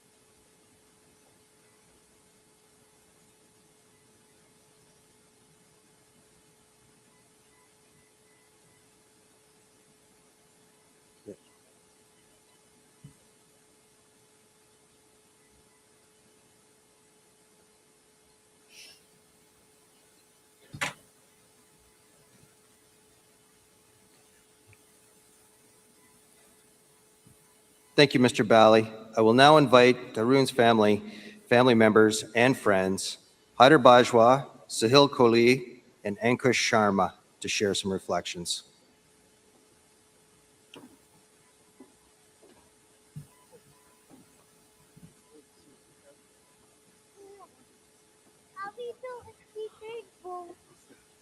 Want to do one by one or?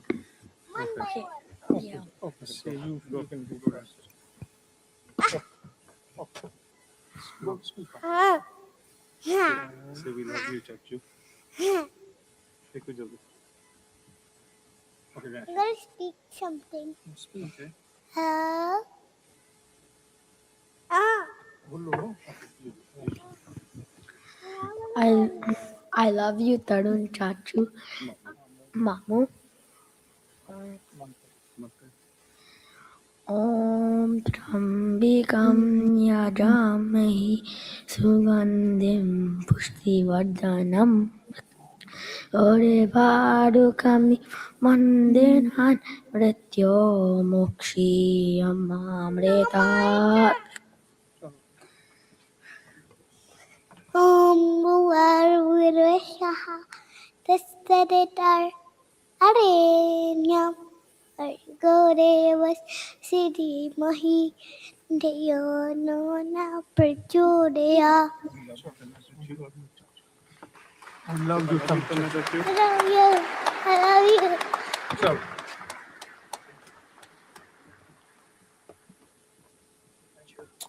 छोटे बच्चों ने गायत्री मंत्र का और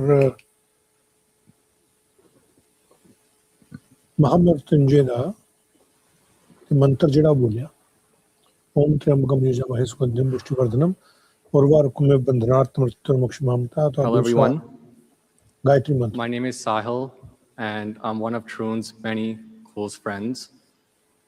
First, I want to thank everyone here, and for those that are watching on the live stream, for being part of celebrating a hero's life today.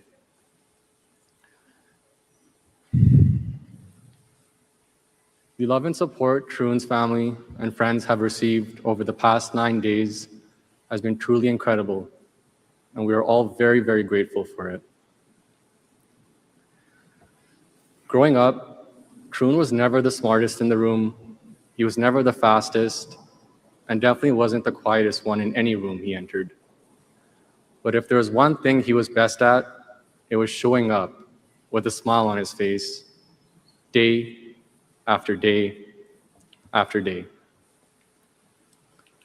I'll never forget when he came to us and told us he's going to be doing the 75 hard challenge, which at that time was a challenge that was not completed by many people.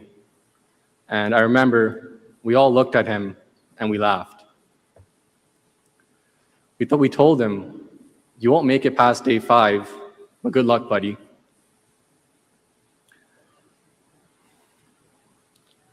"75 days later, what do you know? He did it. He accomplished what he set out to do. And I still remember his smile that day, knowing he proved us all wrong once again. That was one of the many goals Tarun set for himself. Another one was even bigger, and that was to serve and protect his community. A man of honor, love, peace, and protection, Tarun Bali will forever be remembered as a hero. A hero who ran toward danger so the rest of us wouldn't have to. A hero who put his loved ones first. A hero who genuinely cared about your life and your goals, not as small talk, but genuinely because he wanted to see you win in life, just not at golf. Today, Tarun, if you're watching down on us, I'm proud to call you my brother. I'm proud of the time I got to spend with you. I'm proud of the man you became. I know you're looking down on us, and I just want you to know how deeply you're loved and how deeply you're missed. Rest in peace, my brother. We've got it from here.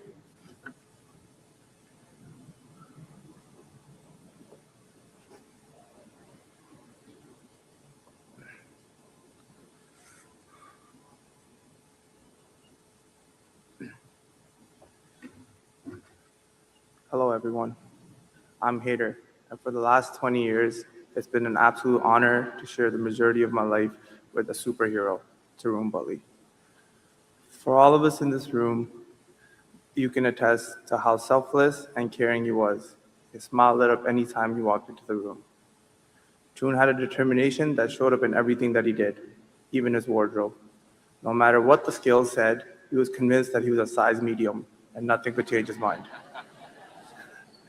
Throughout the last week, getting to meet Tarun's extended family, colleagues, and friends, one thing has become very clear. Tarun Bali never changed himself for anyone. He was true to himself no matter who he was around, one of the kindest, most genuine souls I've ever come across. His commitment to serving as a police officer was unwavering. Not many people look forward to going to work every day, but Tarun was definitely one of them. I once asked Tarun if he won the lottery, would he quit his job? He laughed and said no without any hesitation. A true testament to the type of person that he was. He had a rare gift of putting others before him, and not because he wanted recognition, but that is simply who he was. His impact has crossed communities and countries. Tarun was determined to make this world a better place, and he did that till the very end. He leaves behind a legacy of hard work and grit that has set an example for many of us. There will never be another Tarun Bali, but there will be a generation inspired by his sacrifice. He will be cherished, he will be remembered, and he will be loved. And he is looking down on us right now with his infectious smile. They say legends never die. When I think of Tarun, I think that's true. His legacy lives on in every life he touched, every person he's helped, and every memory we carry with us forever. Tarun, rest in paradise, my brother. You will always have a place in our hearts. I am so proud of you. I love you, and I know you'll always be watching over us.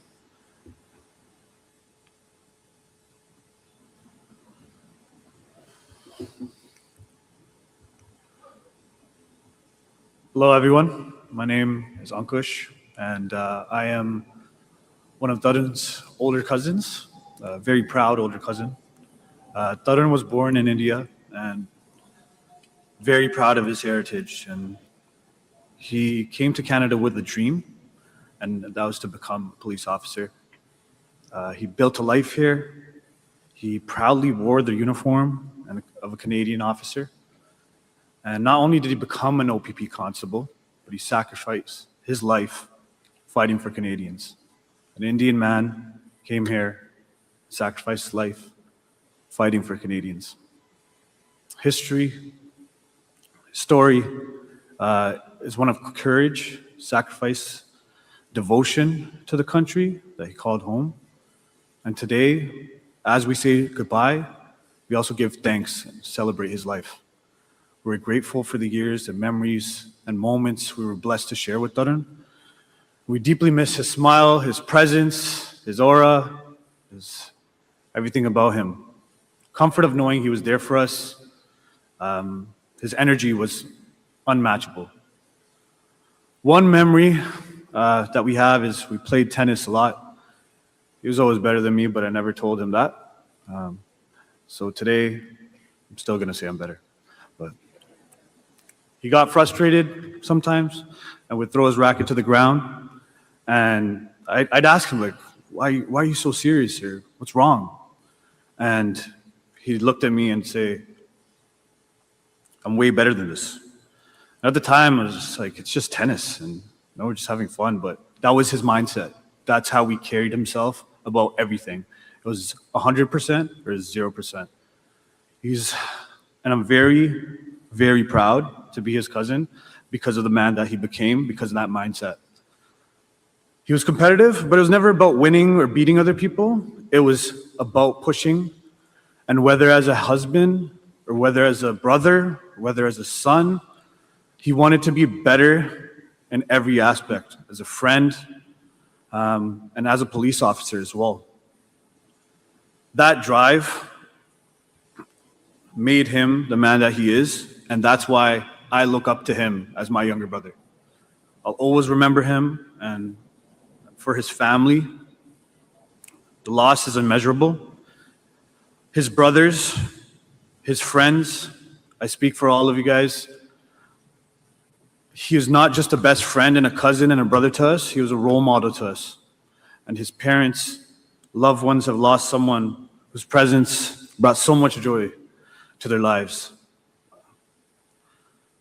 Together, and just want to say rest in peace to Tarun Bali. You'll forever be missed, forever loved, and forever be remembered. And Tarun, if you're listening, I love you, we love you, and you will always be missed and you'll never be forgotten. We promise to keep your memory alive forever, and we vow to be there for the family for the rest of our lives.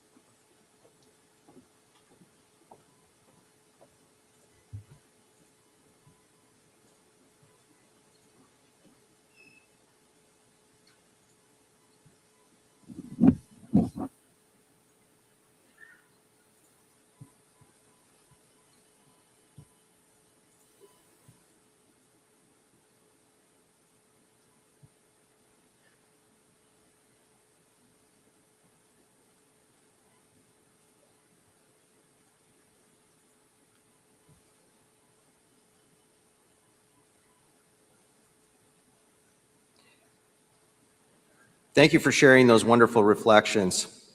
At this time, members of the ceremonial unit will assist Commissioner Thomas Carrique as he presents Provincial Constable Bali's forage cap and the Ontario Provincial Police flag to his family.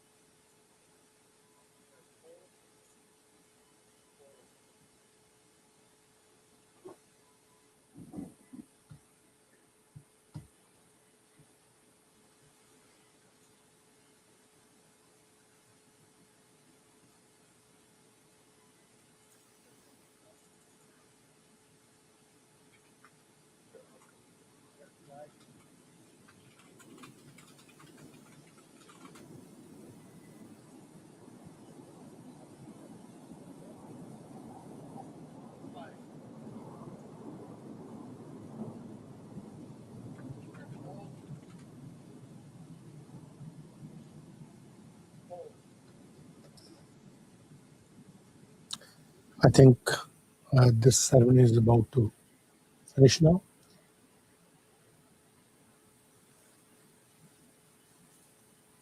And now I have to take you to Vancouver, where now we have to move to Vancouver, where Prime Minister is announcing, just 1 second, guys.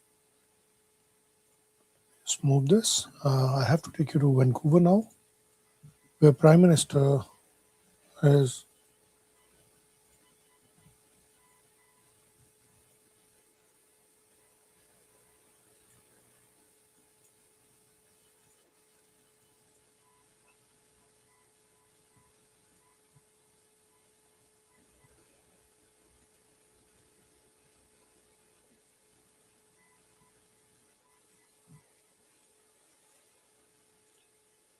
Prime Minister Mark Carney is in Vancouver.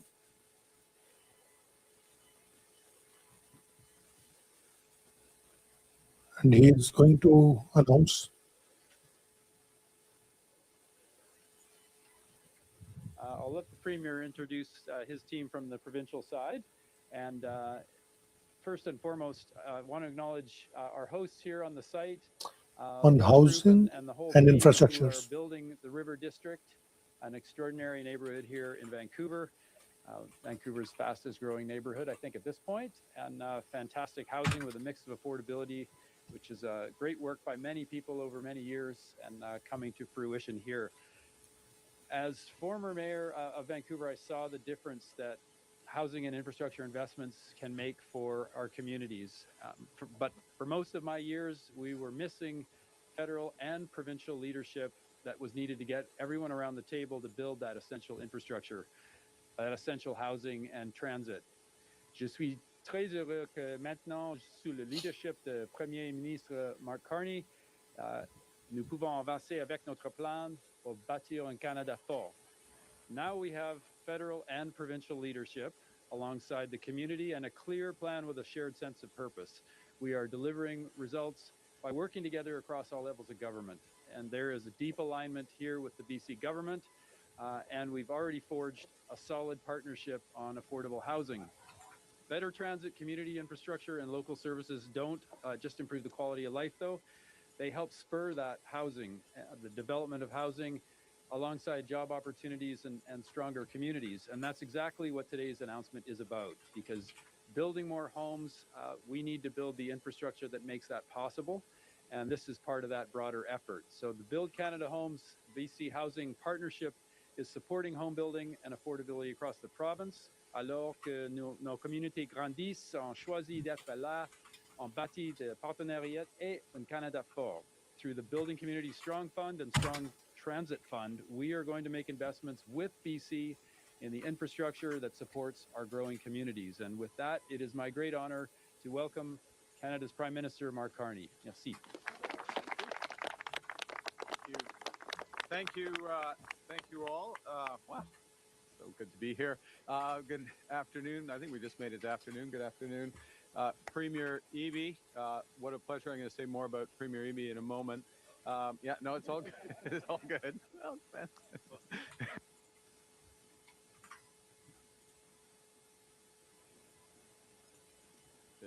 in Ottawa, great legislation that's moved forward, including making our communities safer and building the country, protecting nature, building the environment. It is always, this is the safest sentence to say, always great to be back in Vancouver, and especially great to be here on game day. Canada Guitar a few hours from now in BC Place.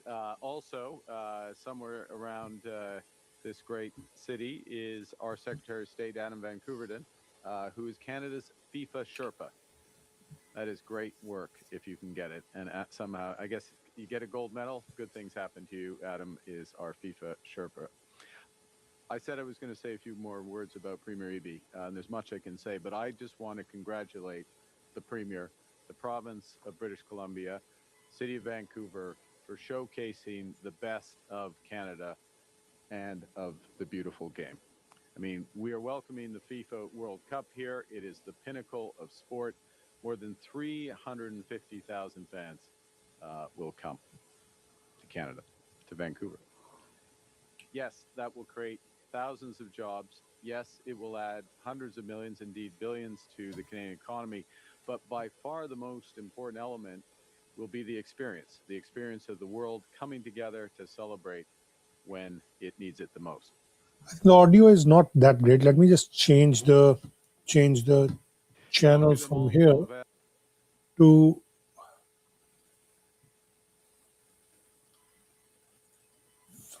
here.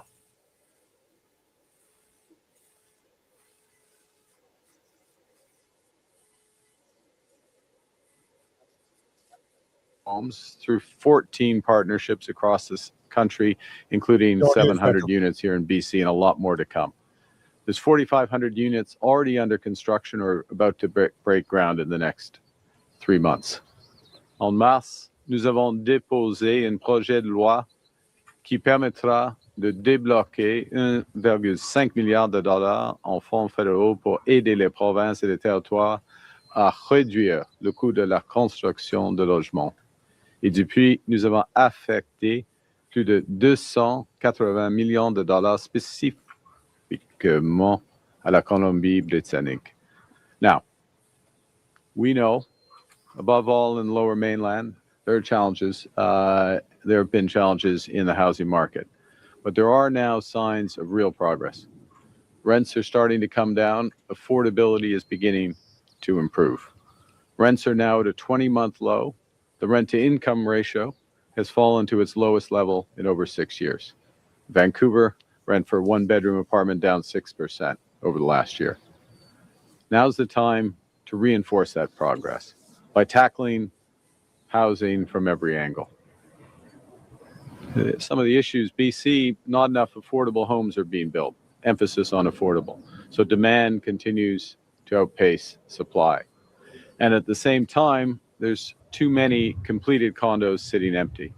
Metro Vancouver alone, around 2,500 finished units are standing vacant with no buyers. With higher interest rates, weaker investment demand, developers are stuck. They don't want to sell at a loss. They can't afford to hold those empty units indefinitely. And the problem is that those empty homes don't just sit idle. They also disincentivize new construction, unsettle lenders and investors, create a housing market that, in effect, feels frozen. Result, too many British Columbians still can't find the homes that they can afford. Nous changeons tout cela avec un plan qui s'attaque directement à ces défis afin de libérer l'offre de logement et d'améliorer l'accessibilité au logement. So today, with the Premier, we're pleased to announce that Canada and British Columbia have reached a landmark new agreement to help build more homes, to bring down housing costs, and modernize infrastructure across the province. We'll do this by working together to reduce development charges. We will convert vacant condos into affordable housing, and we will invest in community infrastructure from schools and hospitals to public transit. Now, I mentioned development charges. They're one of the biggest barriers to new homes. These are the fees that are charged to developers that help fund the infrastructure needed to support new housing. That means water mains, roads, parks, community facilities. Ils peuvent retarder des projets avant même que ceux-ci ne démarrent. Et lorsque le logement est mis sur le marché, les coûts cachés sont bien souvent transférés aux acheteurs et aux locataires. So through the Build Community Strong Fund, Canada will invest $1.6 billion in community infrastructure over the next decade. The BC government will match that investment. So that means $3.2 billion to finance the infrastructure communities need to support that housing, all while reducing municipal development charges that often get passed on to home buyers. Result, more people can afford homes and they get great infrastructure alongside it. Under this agreement, development charges on multi-unit housing projects across BC will be reduced by up to 50%, 50%, for the next 3 years. That means lower upfront costs, greater certainty for builders, more affordable homes for you to buy or rent. That could mean for a new unit, reducing costs by up to $40,000. Now, there's another thing we can do, and we're working together to do, which is to increase housing supply by making better use of units that already have been built. And to that end, we're announcing today that Canada and BC will have a new partnership on condo conversion. We're going to leverage innovative financing tools from Build Canada Homes to convert thousands of vacant condos into affordable homes. C'est l'une des moyens les plus rapides et les plus efficaces d'augmenter l'offre de logement, transformer les biens immobiliers inoccupés en logements abordables. Au cours des prochains mois, nos gouvernements officieront ce partenariat et commenceront à remettre sur le marché des logements abordables d'ici cet automne. So by the fall, we'll work to offer these condos on the market. Finally, we will increase the housing supply across the province. As we do so, with our various programs, we'll also build that essential new community infrastructure. That means new and improved transit systems, hospitals, community centers. We're providing $50 million to support community infrastructure projects, water systems, in coastal communities, and with priority projects in Terrace and Prince Rupert. We are deploying $2.5 billion to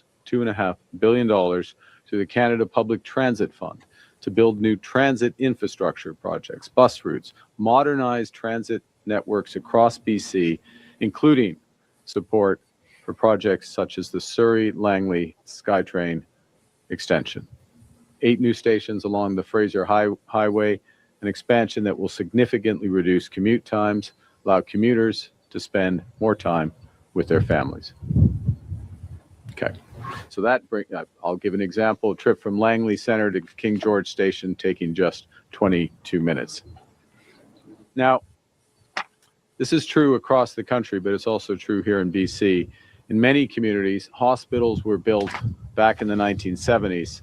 And here, because of the growth of British Columbia, that means those hospitals are serving populations twice the size they were designed for originally. Families have to wait too long for the care that they need. So we've agreed to partner with the province to upgrade and expand hospital rooms, emergency rooms, urgent care centers, medical schools, and other critical health facilities. We'll each contribute more than $600 million so that more British Columbians can get faster health care when they need it. And I want to take a minute to speak about one particularly important part of today's announcement. Back in February, dark days of February, and they were dark days, the Premier and I, and many of you, but the Premier and I went to Tumbler Ridge in the wake of the horrific shooting at the secondary school. We sat down, we heard directly from the students, their parents, their teachers. We talked to the first responders, the neighbors, friends.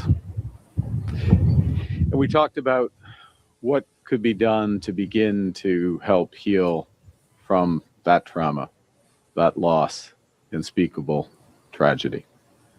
And the Premier and I, amongst other things, we promised that we would be there for the community as they rebuild. And to that end, the federal government and the BC government are announcing today that we will each provide $100 million to build an entirely new school and a modernized healthcare center for the Tumbler Ridge community.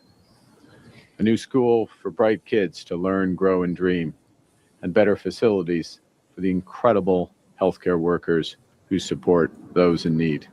Construction will begin this summer, starting with the removal of the existing school. I want to thank again Premier Eby for his partnership both on such vital local community projects as well as on major nation building projects as we collectively build at a scale and speed not seen in generations. I also want to thank him because we both share, and our governments both share, the conviction that it's not just what we build, but it's how we build. Building sustainably, with a relentless focus on lowering emissions. Building inclusively, in full partnership with First Nations. And building in solidarity with workers. Afin de bâtir un Canada qui n'est pas seulement fort, mais aussi bon. Un Canada qui n'est pas seulement prospère, mais aussi juste et abordable. Un Canada qui ne fonctionne pas pour quelques-uns la plupart du temps, mais pour toutes et tous tout le temps. We're building British Columbia strong and a Canada strong, and we're building for all. Thank you very much for your attention, and it now gives me great pleasure to introduce the Premier of British Columbia, David Eby.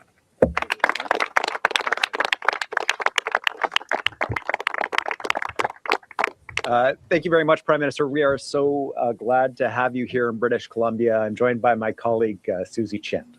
from the North Shore.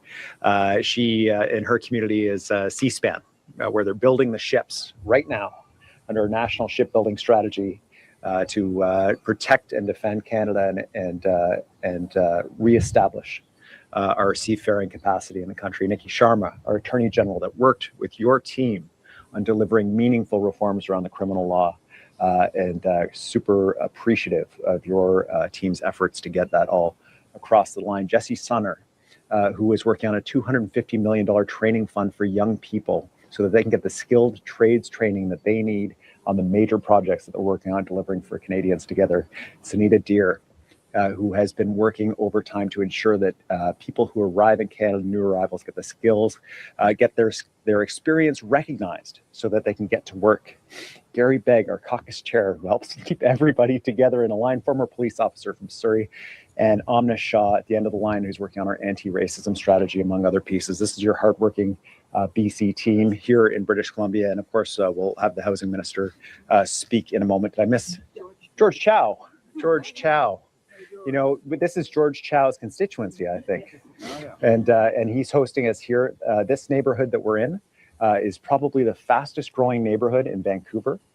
George has welcomed 4,500 new constituents on a former industrial site here. There's maybe 15,000 people here that he makes feel welcome and advocates for as an incredibly effective MLA, and also our liaison with Chinatown and often with the Chinese community broadly in British Columbia as we prepare for a trade mission to China. Prime Minister, what I want to say here, and by these introductions, what I want to tell you is, if you want to diversify trade relationships around the world, and I know you do, you speak to it all the time, eloquently on the global stage, on the national stage, we are passionate about your vision. British Columbia is the place that is delivering that for you. We have the major projects to move the needle on national gross domestic product, creating jobs for Canadians from every corner of the province, creating revenues to pay for the public services that people depend on. If your goal is to build housing, that's what we're all about here in British Columbia. We've been working on this for a while, cracking down on speculators, ensuring that Airbnb is for vacation, not for displacing the workers in the tourism community, and building 5 times more rental housing than the previous government, delivering more than 100,000 homes for British Columbians. And if you want to host an international sports event, Prime Minister, let me tell you, we are proud to be recognized by Sports Illustrated as the #1 host city of the World Cup in North America here in British Columbia. And I got to tell you, the vibes out there are unbelievable. Your timing is impeccable, Prime Minister. My sincere hope is that we're going to be able to take in this game with Qatar, and not just take in this game, potentially a win for Team Canada. If Vancouver can deliver that for you, if British Columbia can deliver that for you, I don't know why you'd go anywhere else in Canada, to be totally honest with you. So this is an important announcement for us. This is, to my mind, this is a housing announcement. This is a commitment of the federal government, $5 billion over 10 years, commitment from the provincial government on matching funding to ensure that we're doing a couple of things. Making sure that people are going to be able to actually move into the housing that's being built in British Columbia by reducing the costs of constructing those new homes, including homes like those behind me right now. The second part is recognizing that there is existing housing stock available that's been built that people would love to move into. They would love to make it their first home to buy, but they can't afford it. And that working together at the federal and provincial level with the private sector, we can open those homes up and give people a pathway to affordable home ownership. Building homes is one piece, but in order for a community to be functional, you need the services around it as well. You need the schools, the hospitals, the urgent primary care centers, the transit. And this announcement is about that as well. It reflects new and additional contributions by the federal government to initiatives here in British Columbia around enhancing healthcare, urgent primary care centers, improvements to emergency rooms, operating rooms, critical health infrastructure.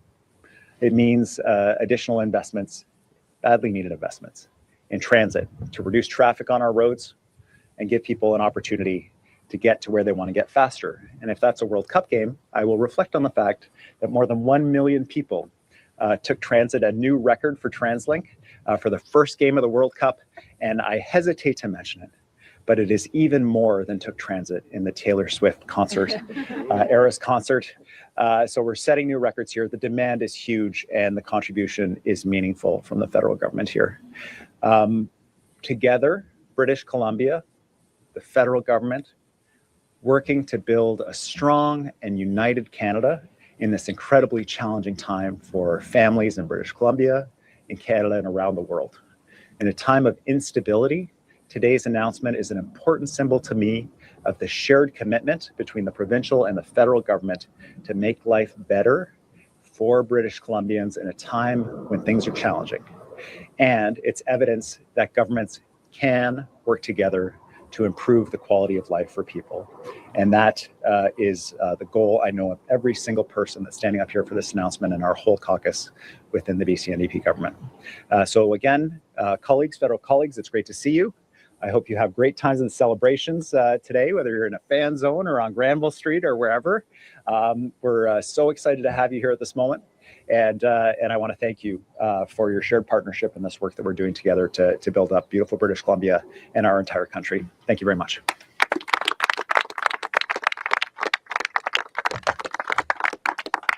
Thank you, Premier Eby. Good afternoon, everyone. I'm your cleanup speaker here, so I will be brief, but so excited to be working in partnership with the federal government, to be here with so many dedicated colleagues across both levels of government on this announcement.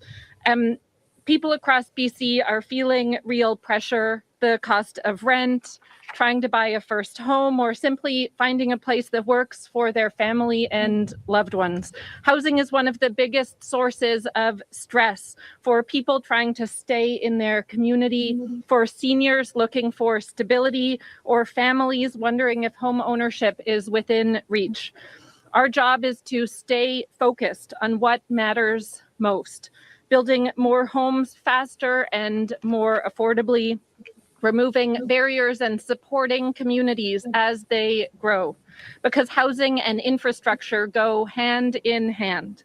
We can't build homes without water systems and roads and good transit, and we can't do it if costs are too high to keep projects moving. That's why this work matters, and why Canada and BC are making billions in investments to continue to see projects move forward, turning empty lots into homes and making sure people can see and feel real progress in their communities and in their lives. Since 2017, we as a government have made a historic $19 billion investment in homes for people. We now have more than 99,000 homes delivered or underway in communities all across British Columbia. Asking rents are now consistently going down faster here than anywhere else in Canada, saving British Columbians thousands of dollars every year. Vacancy rates are going up, offering more choice for renters and the ability, in many cases, to negotiate their cost of rent. And rental construction has tripled in 2025 compared to what it was 10 years earlier. By working together across governments, we're taking practical steps to build more homes in strong and vibrant communities. I think the most important thing is going to be the press conference. I think there are going to be some, Prime Minister is going to take some questions as well. Or whoever. Exactly. Yeah. Just to be That's clear, The group project. you're welcome to ask anyone. If you're standing up here, you can get a question and you can answer. So We'll turn we to all questions. welcome. We'll turn to questions Yeah. now. We'll do 20 There's going minutes. to be Please some from identify the yourself and your G7. outlet and who the question is for. Maybe from Cardiac question, US, first question. Iran, MOU as well. Graham Wood from Business in Vancouver. Generally, higher property taxes will Wow. result in lower land values. So what you guys are doing is you're lowering taxation on property through DCC's elimination, and you're drawing this money from income tax revenue. And so have you considered that aspect? What we've considered is that and we see this. I'll speak from a federal government perspective. We look across the country. There's certain provinces, BC and Ontario particularly, where development charges have reached a level where they were pricing out ordinary people, I can put it that way, the average home purchaser, and certainly in affordability. And there are advantages, there are synergies in some of the programs that we can have, both at the federal and provincial level, to help provide that infrastructure. Because after all, the development charges for the infrastructure, it gets capitalized up front, since we're talking about tax, gets capitalized up front, hits and gets passed on through to the buyer of the home, as opposed to what the federal government can do, the provincial government to do, particularly working together, which is to smooth that over time, build world-class infrastructure, community infrastructure, make the homes more affordable, get more people into those homes. And I'll just underscore one last thing, which is that by doing this for 3 years, it's the construction over that period of time where the savings will take place. Remember, we're providing infrastructure funding over 10 years, so the infrastructure gets built. And it's a chance to prove this model at scale, more affordable housing, better communities, and we'll see as we move forward as governments about extending it. But thank you. Great, thank you. And follow-up? Do I got follow-up? I guess you do, yes. Yeah, sorry. These are two-bedroom homes up here. They're about $1.2 million still. Rents have gone down 6%, but it's completely still out of whack. Do you want to see home prices fall even further, especially in the Metro Vancouver region? What we want is to establish, and I'll speak from a federal perspective, Metro Vancouver, Lower Mainland, across British Columbia, across Canada, is to build more and make available more affordable housing that works relative to what people's incomes are. And that means supply. It means more supply, obviously. It means part of that supply coming in innovative ways. I'm turning towards Minister Robertson because we're just in the early days. Literally, the legislation has gone through the Senate moments ago of establishing Build Canada Homes, which is a factory-built. It's a way to build much more effectively, more Canadian, lower emissions, lower costs, and build out and providing that strata of more affordable housing across. So that's a supply point. But it's also about removing, as we just talked about, some of those charges so that more people can get into the homes. And I'll just underscore, you heard it, but I know you understand it, is looking out at condos. You're not pointing at that's unoccupied, but condos that have been built, that are unoccupied, that are going to sit there potentially for another couple of years. We're going to go use the right financing mechanisms, convert those into affordable housing so people can move in and use that. Thanks. Next question. Question question. Aaron MacArthur, Global News. You're talking about demand side incentives with reducing DCCs. Is there more to say on supply side incentives, such as reducing the GST as we've seen in Ontario? Well, actually, interesting. I mean, you could have asked that. You could have swapped either of those. You could have said GST for demand side, because GST obviously is a direct lowering of the actual cost. And as you know, sure, the federal government has removed the GST for first-time home buyers to help younger Canadians, younger families get on the housing ladder. Look, I think there's a series of measures. We're very focused as a federal government in terms of overall mechanisms to increase the supply of houses, units within livable communities. So this comes together. I just gave the answer. I apologize. I just met a fly in my eye, but let's see if I can get it out with it.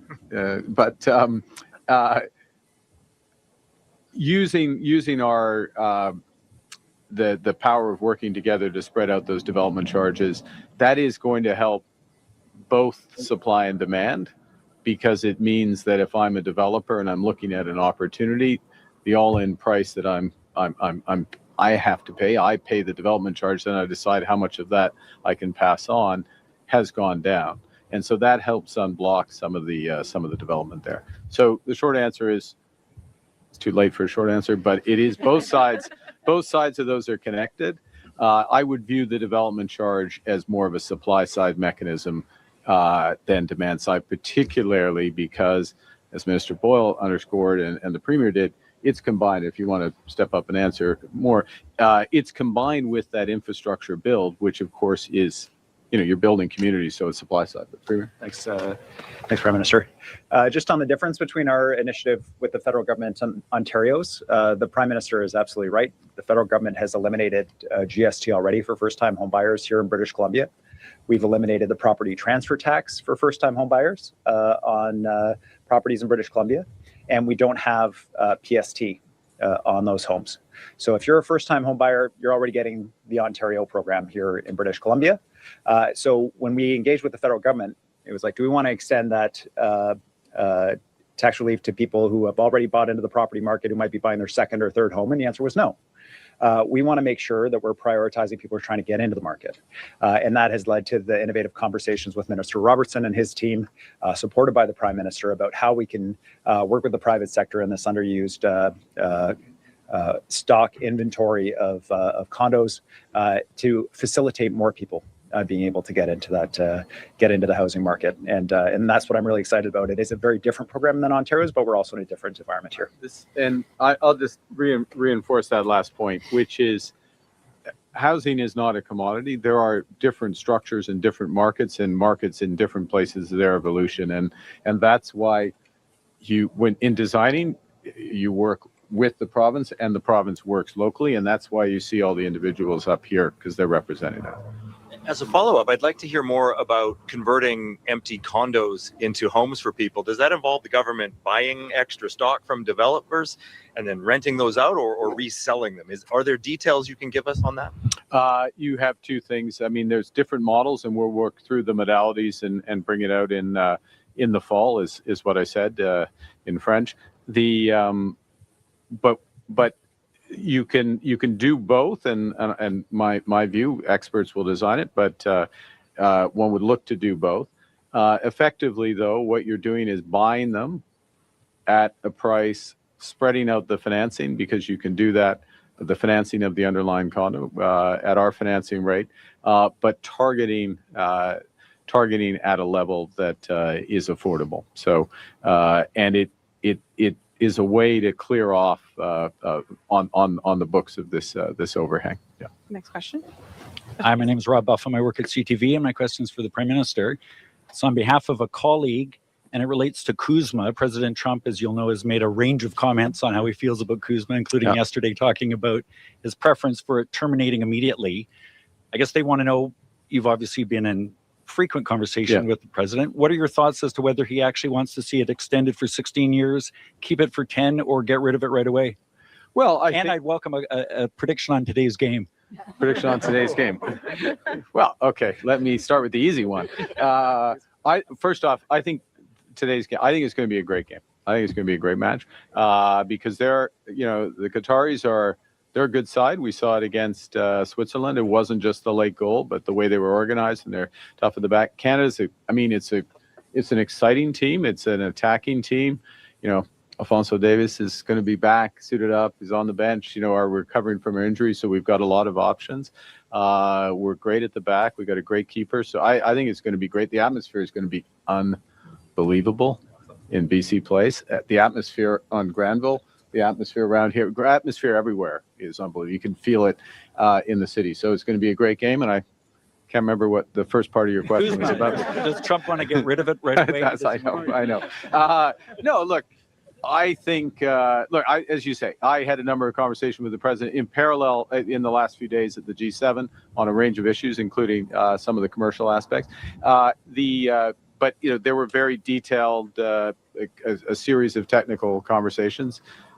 That slightly diminishes them. I just call it that way. But Minister LeBlanc, who's responsible for this, our chief negotiator, Ambassador Greer, who is the U.S. Trade Representative, we continue to work through a number of issues which are all related.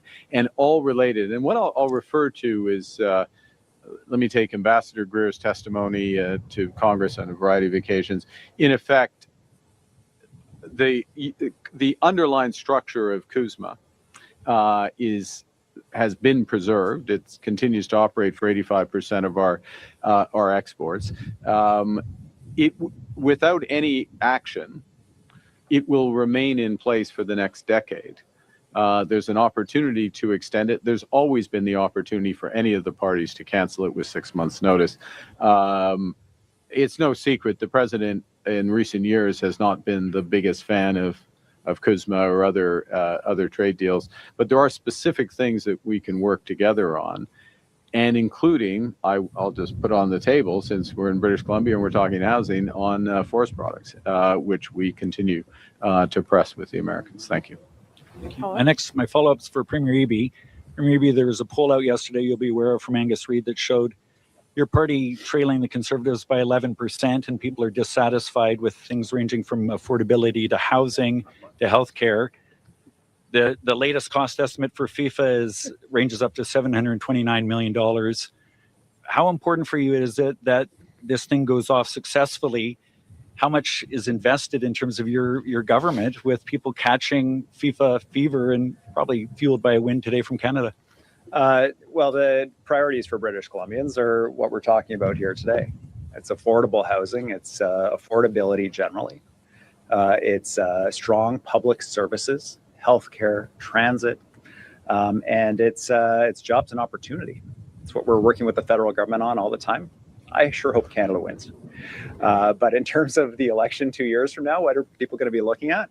It's like, do I see an opportunity for myself to get into the housing market as a young person? Do I see a future for myself in the province? Do I have opportunities for high-paid jobs to deal with affordability issues? Has the government been working where they can to drive down hydro rates, car insurance rates? And what are the proposals of the other party? The key for any poll, especially right now, is that a very large number of people are undecided. They are looking for governments to deliver on their priorities. That's what our government will be focused on for the next 2 years. And then the ultimate poll will take place, which is the election. And the Prime Minister himself will tell you that the certainty of the media and pollsters in the lead up to an election is not necessarily a predictor of the outcome of any election. Next question. Prochaine question.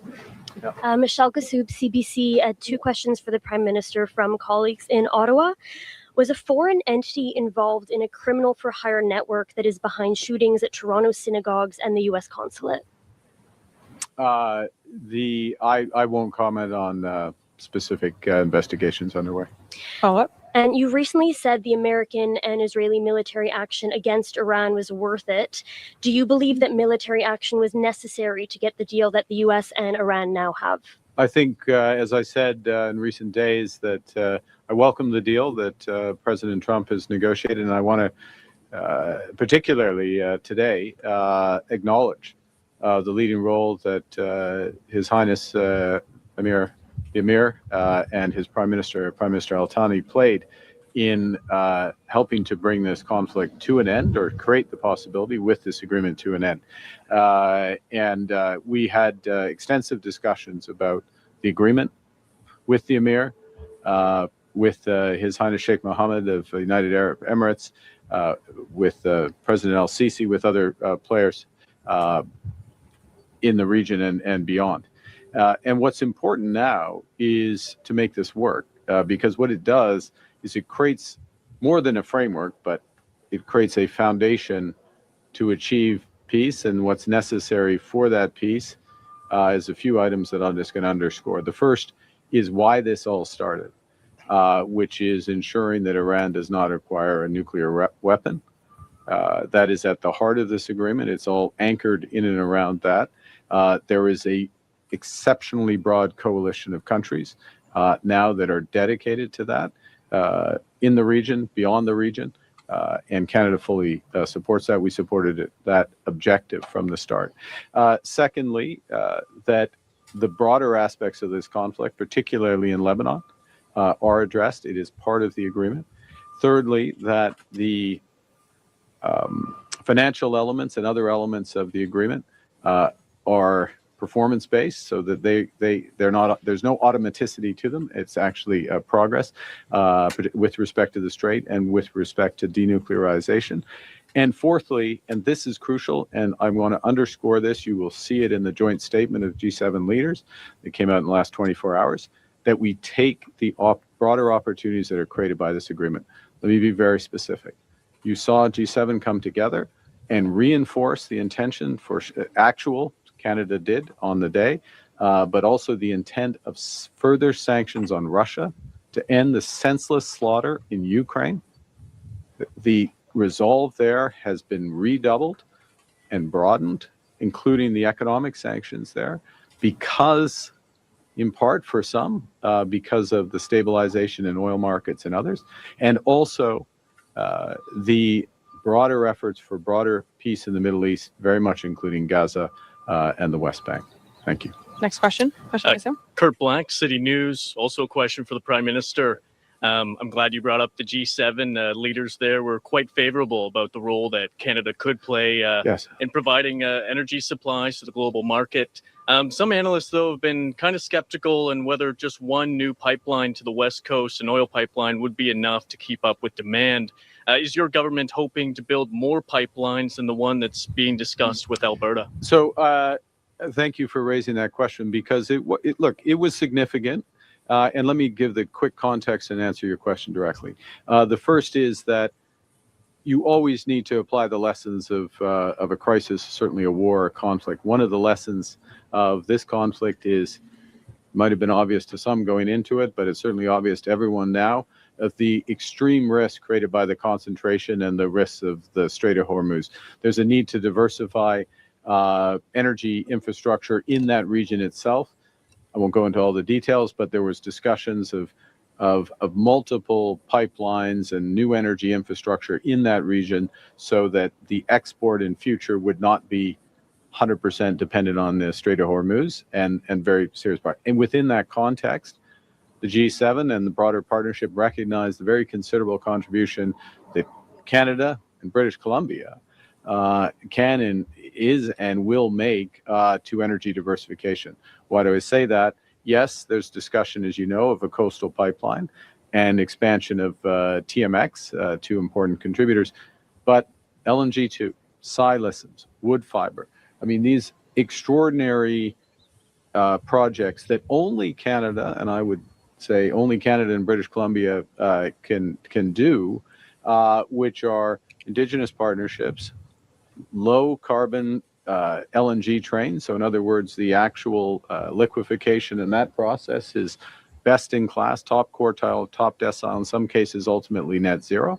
And that's supplying energy to Asia. But as we've seen in the last few weeks with the German deals, Uniper beyond the 3 megatons that have been signed for silicium, also to Europe. So there's an acknowledgement of all of that diversification. Last point. There's also acknowledgement, not in that sentence, but in the discussions, that we have an opportunity to double our clean grid in this country. Clean power grid, of course, I'm in British Columbia, where hydro has played such a crucial role, but we have other assets across the country. And in doing so, we can be a clean power supplier, first and foremost for Canadians in an affordable way, but also for manufacturing, for artificial intelligence, if that's appropriate. That's what we want to do. And that is a huge contribution to the world going forward. So yes, we have that opportunity, and I'm pleased that we're working together on the clean power side. Think of the Northwest Conservation Corridor, the NCTL transmission line as one example there. We're working in a way that for conventional energy is lowest carbon as well. So thank you. And we'll have time for one last question. Dernière question. Hi there, Thomas Hill from Bloomberg. A question for, I think, Prime Minister and the Premier. You mentioned forestry, and I think at this point there's at least $8 billion sitting in trust, collected in duties. I think it's well over that at this point. Yeah. Is Canada's position that all of that should be returned, or is there a haggling going on at this point about the US getting some or all of that to get to a settlement? Canada's, well, first off, the money is not Canada's. Obviously, the money is the money of the companies that are pursuing rightfully litigation associated. Our core position is that it is in both the interests of the United States and Canada, and not to mention being consistent with our trade agreements, for a return to freer trade in forest products. We're here. We're talking about housing. We're talking about affordability. We're part of the solution for affordability in the United States as we are here in Canada. There are aspects of a negotiation and flexibilities that exist, but we have to start with a core objective of moving towards that greater access. Let me add one other thing, and I'll let the Premier finish, which is we have worked, and at the Premier's urging, and rightly so, but we've worked very closely on a forest product strategy for transformation of the industry alongside that negotiation. So it's not instead of, but it's alongside. We've most recently had a meeting, I think it was 10 days ago, or maybe it's just a week ago, here to take the next steps on that. We're providing billions of dollars, but we also need to look at how the industry is structured, all elements of the value chain, so that we're getting the most opportunity for our forest products workers, for our industry as a whole. Part of that answer is with Build Canada Homes and others, but it's a much broader elements of that. There is a clear resolve in order to achieve that alongside the negotiations with the Americans. But Premier, I'll give you the last word. Thanks, Prime Minister. We have been working closely with the federal government on this crucial issue for British Columbians. It's hard to describe to overstate the importance of the forest sector to British Columbia and to Canada's economy. Bigger than steel and auto parts combined nationally, and certainly a major driver in BC, which is why I'm glad to see the Prime Minister and his team giving attention to this key issue. Most recently, a federal technical advisory group to assist us in working together, both to support the sector through this difficult time with the United States, but also to find ways to export more products to jurisdictions other than the United States. Our key point over and over with the ambassador, with the consul general, when we were in the United States, is that there is $8 billion in a bank account that would be a huge benefit to the sector across North America, allowing modernization, allowing value add, creating jobs and opportunity, and to see the Americans increasing their imports of lumber from Russia instead of from British Columbia and Canada doesn't make any sense to us at all. I think there is a win here for everybody on the forest industry across North America, and I am very hopeful that the President and his trade team respond to the engagements of Canada at the national level to sit down and talk about this, because there is a win-win here for everybody, and a deprivation of a source of revenue for a dictator who is currently attacking Ukraine and waging war in Europe. Unacceptable. Let's move forward together. Thank you, Premier. Thank you, Prime Minister. This puts an end to our... En français. OK. Oui, très rapidement. Je sais que vous Dernière très question, rapidement. OK. Ouais, merci beaucoup. OK. En fin de session parlementaire, votre gouvernement a fait avancer au moins 9 projets de loi en utilisant des bâillons, des limites de temps sur les débats. Est-ce qu'il y a toujours une place pour le débat démocratique aux communes maintenant que vous êtes majoritaire et civil? Oui, il y a plusieurs débats. Le Parlement, comme le nom, est plein de débats. Il y a des débats, et après un certain temps, il y a des mécanismes de délai afin de frustrer des lois importantes. En parlant, par exemple, des lois qui concernent la sécurité des gens près d'ici, liberté sous caution, les pénuries pour la violence des gangs, les violences avec les armes de feu, la haine, et ils sont tous les projets de loi du gouvernement. Et pour chaque loi, le Parti conservateur dit non. Essayez de frustrer toutes les grandes mesures afin de protéger des citoyens et concitoyens ici, surtout ici. OK? Les lois contre l'extorsion. Et après un certain temps, c'est le temps de voter.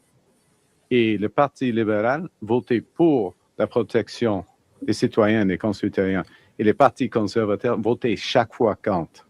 Ça, c'est la ligne finale. Hein. Merci. Et merci. Thank you very much. This was the press conference. This is my final conference. The press conference is over.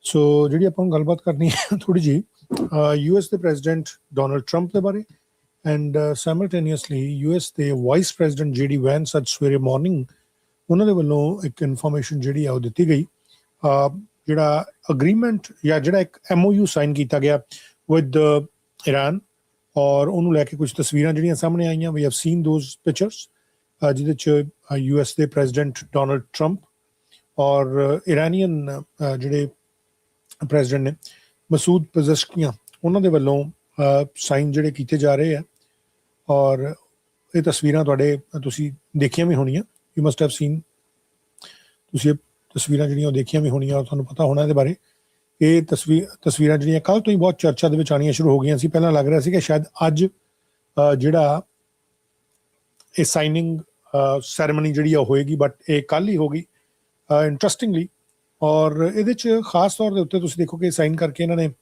Leaders ਨੇ ਦਿਖਾਤੇ ਔਰ ਹੁਣ ਤੋਂ ਥੋੜੀ ਦੇਰ ਪਹਿਲਾਂ white house ਦੇ ਵੱਲੋਂ what White House has posted White House posted this PDF ਆਹ ਵਾਲੀ PDF White House ਦੇ ਵੱਲੋਂ ਪੋਸਟ ਕੀਤੀ ਗਈ ਹੈ ਐਂਡ ਇੰਟਰਸਟਿੰਗਲੀ ਇਟ ਸੇਜ਼ ਕਿ President Donald J. Trump solved the threat Washington spent 40 years managing. Iran will never have a nuclear weapon. That is all. And they are saying the Iran Memorandum of Understanding is a win for America. A win for America. A win for America. Or points here, oil prices plummet. Trump's strength brought Iran to table. Fighting ends on all fronts. Strait of Hormuz open. No US dollar handed to Iran. A safe, more prosperous world. Fifth point, no US dollars handed to Iran. Basically, this is the biggest point. The content or the soul of this, statement of this fifth point is basically mentioned in the sixth point of the official MOU. The 14-point MOU.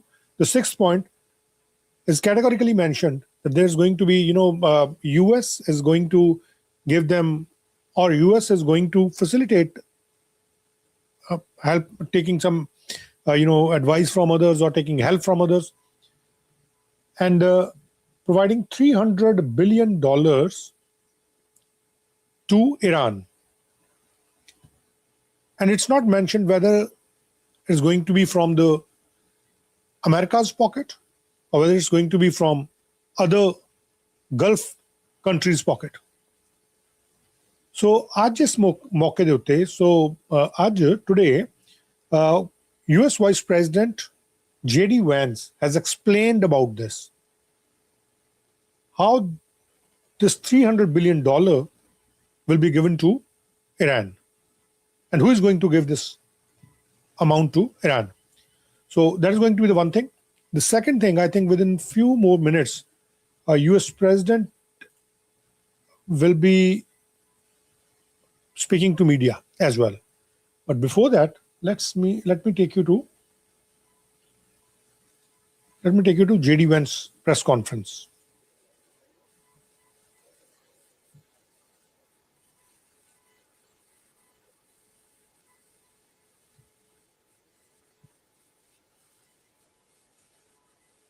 Tonight, 12.5 million barrels of oil went through the Strait of Hormuz. That is a high since the beginning of the conflict. Oil prices are down nearly at their level from the pre-war conflict. Gas prices dropped below $4 a gallon today for the first time since the conflict. And importantly, they're going to keep falling further given how low oil prices are. On the military side, the Iranians for the second night in a row did not shoot at any ships in the Strait of Hormuz so far. They are honoring their end of the commitment. And on the blockade, CENTCOM has allowed north of a dozen ships to go through our naval blockade. And so we're also honoring our end of the early part of the agreement.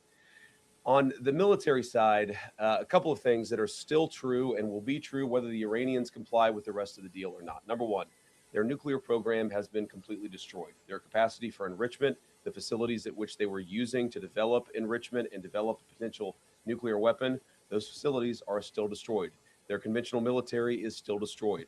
Their capacity to threaten their neighbors is still largely gone. And now we see whether they are willing to comply with the next step of the president's peace plan. As you all know, the part of the peace plan, the part of this MOU that I think have been most misrepresented by certain parts of the media is the idea that the Iranians get all these benefits. You will hear things about $300 billion or $24 billion or this or that number of money or amount of money. And the simple fact is that the only way the Iranians get any of those resources, not a single penny, by the way, from the United States of America under any circumstances, but the only way that they would ever get any benefit of the bargain is if they comply fully and change their behavior.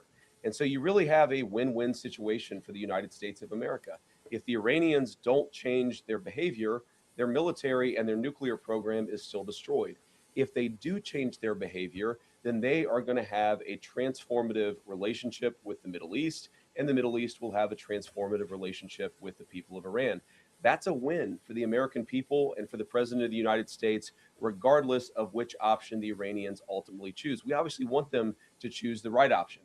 The interesting thing about their system, and I think it's important for the American people to appreciate this point in particular, is that there are real divisions within their country about how exactly to proceed. And what we've seen over the last couple of months is that the pragmatists within the Iranian system, the people who really do want to transform their relationship with the Middle East and with the world, those people are winning the argument. The United States wants those people to win the argument. The United States wants to have a better relationship, but in order for that to happen, the Iranians have to perform. And if they don't perform, as we've said before, they don't get any of the benefits of the bargain. So what I'd ask all of you is just to report honestly that the United States isn't giving up a cent of money to Iran, and even the economic benefits, the sanctions relief and so forth that comes along with this bargain only happens if the Iranians perform. So with that, I want to say thanks to all of you. It's good to be with you this morning, and I'll kick it over to questions. Let's start right over here to the right. Thank you, Vice President. I wanted to ask a follow-up on something you just mentioned. You talked about the possibility of the current Iranian leadership fundamentally changing their behavior. Do you think that the current Iranian leadership recognizes the leverage that the U.S. holds over itself economically and militarily enough to actually go forth with fundamentally changing their behavior over the long term and going about things differently? So I certainly think they recognize the leverage that the United States has over them. We've seen that in a number of our conversations. We've seen that just in their behavior over the last couple of days. They certainly recognize that the United States has great leverage. Will that ultimately lead to a change in behavior? I don't know. I've seen skeptics of the deal. People say the Iranians will never change their behavior. Well, maybe that's true. And if so, they don't get any of the benefits of the bargain. But isn't it worth trying? Isn't it worth seeing whether this incredibly weakened position that the President of the United States has put the Iranians under, whether that motivates them to change their behavior, not just vis-a-vis the West, but vis-a-vis the Middle East? And one of the interesting things about this is, the technical details of this, we can, of course, get into. There are going to be any number of opinions about the negotiation, about where it's ultimately going to go. But I tend to think that you should trust the people who know the Iranians the best and who have the most to lose. What are the Gulf Arab states saying about this deal? What are they saying about this deal compared to the JCPOA in 2015? This is the Obama nuclear deal. Well, back then, they hated that deal. They felt like it empowered the Iranians to be bad actors across the region. And of course, that's exactly what happened. They were right about that. What are they saying about the president's peace deal? They're saying this is an amazingly transformative thing for the region because either way, we and the broader region win. Iran is weakened, their nuclear program destroyed, their economy in desperate straits. And if they change their behavior, big things are going to happen for Iran and for the world. If they don't, no skin off our backs. Either way, we win. And that's the way the president has set up this deal and this negotiation. Yep. In your topper, but did the 60-day period officially begin yesterday? I would say the 60-day period officially started today. It was signed late, and it may have even been signed technically, because of the time shift. I think it's signed technically today, Iran time. So yes, the deal started yesterday. We're going to start the 60-day clock today. Go ahead. Can you help us understand President Trump's shift on his stance? I'm going to take you to Vancouver once again. Missile program. Initially, it was a key objective to dismantle it. Yesterday, he said it would only be fair if they had some, if the countries around Iran also had some. So when and why did that change? And will the final agreement have any restrictions on these missiles? So we destroyed a substantial number of their ballistic missiles and their ballistic missile launchers themselves. It's not just the bullets, but it's the actual gun. And that's what we were extremely effective at in destroying during the last 3 months of the campaign. All the president said yesterday is that, of course, countries don't give up the right of self-defense. Israel doesn't give up the right of self-defense if Hezbollah fires rockets or drones at Israel. The Iranians don't give up the right of self-defense in their country. But we do expect that as part of the final deal, they are not going to be able to build the kind of missiles that can broadly threaten the entire world. And that's what the President of the United States said yesterday. And look, I mean, it's very simple. You can't tell a country, whether Israel or Iran, they're not allowed to have any self-defense. That's not what the president has asked. That's not what the president has requested. But as part of the final deal, what we want to see is Iran not funding regional instability, funding regional terrorism, and of course, trying to rebuild their nuclear weapons program. That's the main thing. The nuclear weapons program is destroyed. It is gone. If the Iranians decided tomorrow to build a nuclear weapon, they simply don't have the capacity in order to do that. What we're trying to ensure is they don't rebuild that capacity, not just a year from now, 2 years from now, but many, many years from now, so that our children never have to worry about a state sponsor of terrorism having a nuclear weapon. Thank you, Mr. Vice President. You were just saying that you're hoping this deal would prevent Iran in the future from getting a nuclear weapon. But from what's been put out there of the MOU, I'm curious, how does the MOU reflect that in the future Iran will not in fact get a nuclear weapon? What's stopping them down the road point, rebuilding and restarting from where we were pre the war? Well, number one, they would have to get a lot of money in order to rebuild their nuclear program. You're talking about billions and billions of nuclear infrastructure that the United States destroyed. In order for them to rebuild that program, they would have to get a lot of money. And we have them in an economic chokehold right now that we're not going to release until they fundamentally change their behavior. What would that look like? That would mean a real inspections regime. That would mean a real enforcement regime. As the MOU contemplates, that would mean the destruction of their enriched stockpile. All of these things are the sorts of steps you're going to take if you're serious about ending your nuclear weapons program. And that, again, is why I go back to this fundamental trade that's built into the deal. They need money to do anything.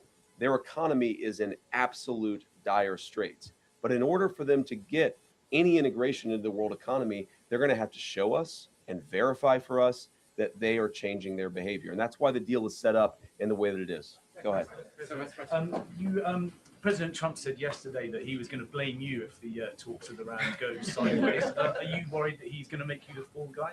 No, not at all. I mean, I think the president was joking, but as he often does. But no, I think, look, the entire team has worked very well on this, and we've got this thing to a very good place for the American people. Now, I have seen some progressive criticisms of me personally saying, what experience does the Vice President of the United States have with hostile, high-stakes negotiations? And I would point those progressive critics to the fact that just 2 days ago, I spent over an hour on The View. So I actually have great experience in very hostile negotiations. And I've used that. I mean, look, Joy Behar is way tougher than the Iranians, and she and I are best friends now. So we're going to get to a good place here.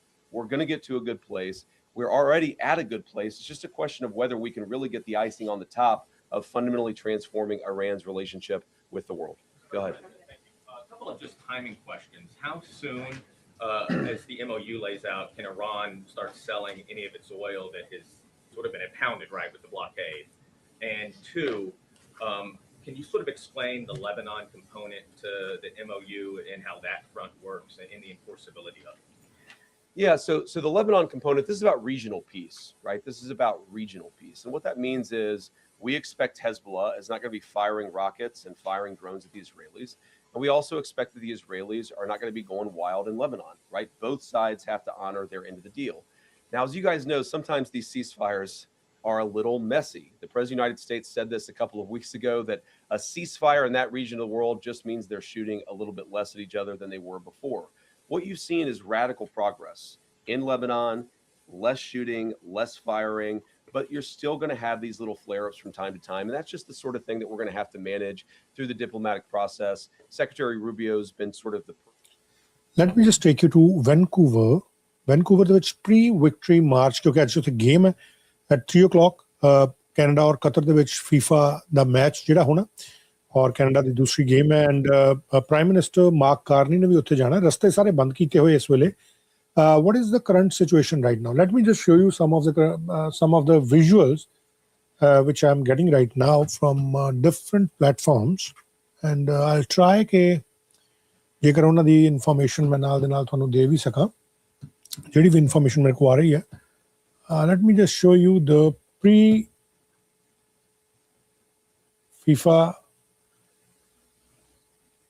ਜਿਹੜਾ ਇੱਕ March ਜਿਹਾ ਉੱਥੇ ਚੱਲ ਰਿਹਾ, ਇਹੋ ਜਿਹਾ ਮਾਹੌਲ ਹੈ.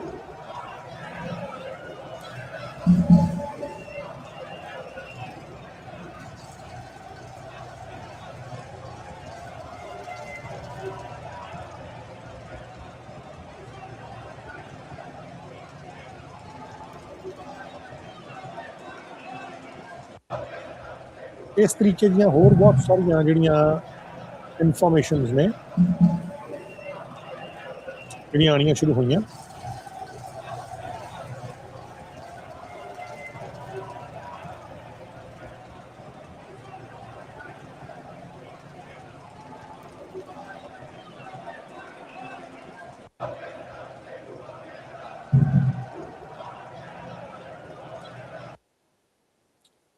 Let me just show you some more pictures.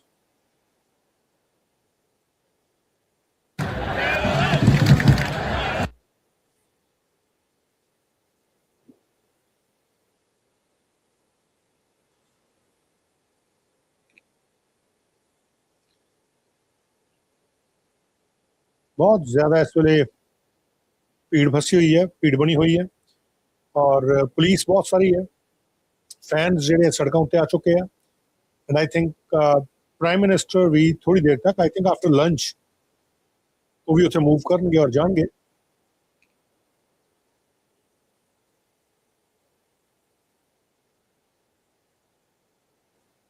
ਮੈਂ ਜਿਹੜੇ ਵੀ ਚੈਨਲ ਤੋਂ ਜਾਂ ਜਿੱਥੋਂ ਮੈਨੂੰ ਕੋਈ ਇਨਫੋਰਮੇਸ਼ਨ ਮਿਲ ਰਹੀ ਹੈ I am going to share that with you.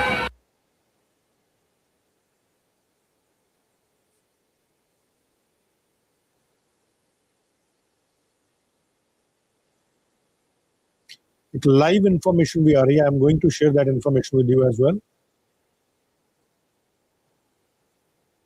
there's a live information as well on this matter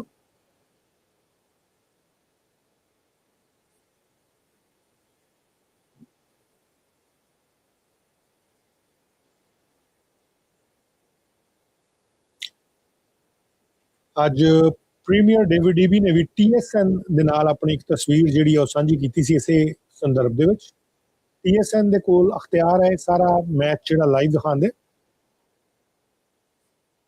ਆਹ ਵਾਲੀ ਤਸਵੀਰ ਜਿਹੜੀ ਹੈ ਪ੍ਰੀਮੀਅਰ ਨੇ ਉਹਨਾਂ ਦੀ ਜਿਹੜੀ ਸ਼ਾਇਦ ਇੰਟਰਵਿਊ ਵਗੈਰਾ ਉੱਥੇ ਹੋਣੀ ਹੈ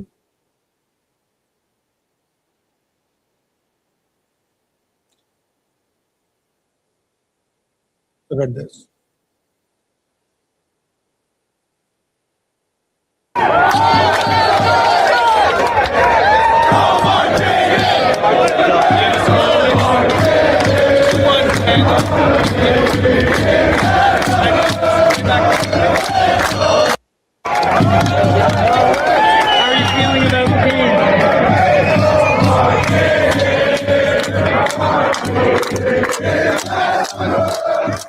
सब पासे लाल रंग ਜਿਹੜਾ ਉਹ ਇਸ ਵੇਲੇ ਛਾਇਆ ਪਿਆ ਔਰ ਹਰ ਜਗ੍ਹਾ ਤੋਂ ਫੈਨ ਜਿਹੜੇ ਆ ਉਹ ਆਏ ਹੋਏ ਆ ਔਰ ਇਸ ਵਕਤ ਜਿਹੜਾ ਮਾਹੌਲ ਹੈ let me just show you sum more information ਜਿੱਥੇ ਮੈਚ ਹੋਣਾ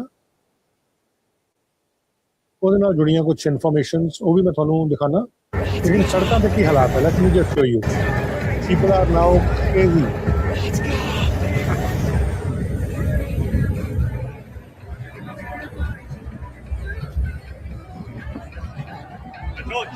इस वेले हालात बने हुए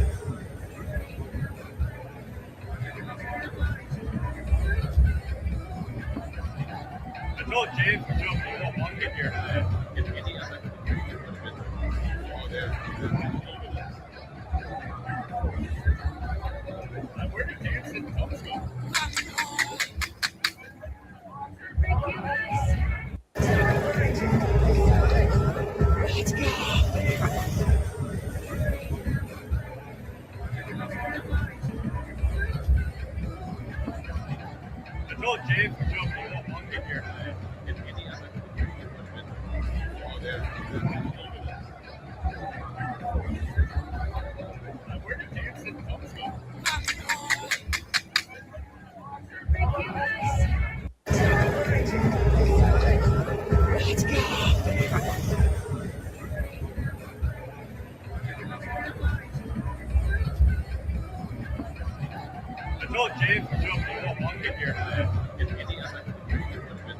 Let me just show you some more videos ਜਿਹੜੀਆਂ ਕਿ ਸ਼ੇਅਰ ਕੀਤੀਆਂ ਜਾ ਰਹੀਆਂ ਆਮ ਲੋਕਾਂ ਦੇ ਵੱਲੋਂ।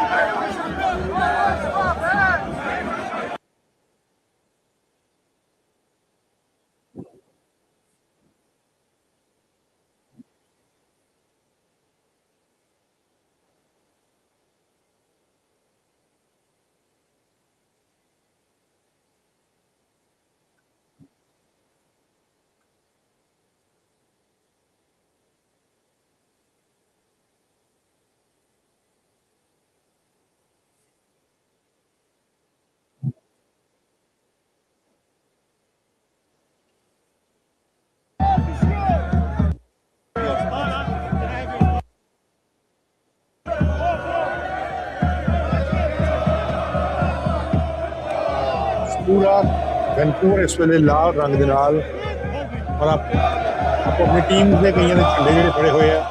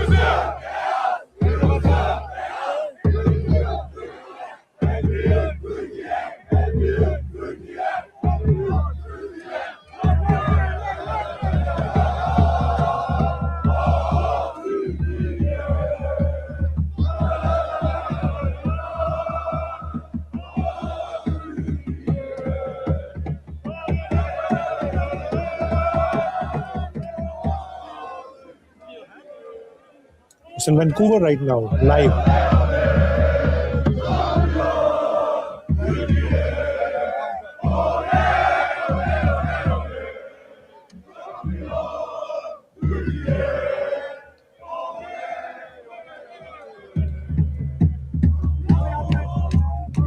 Let me check more videos.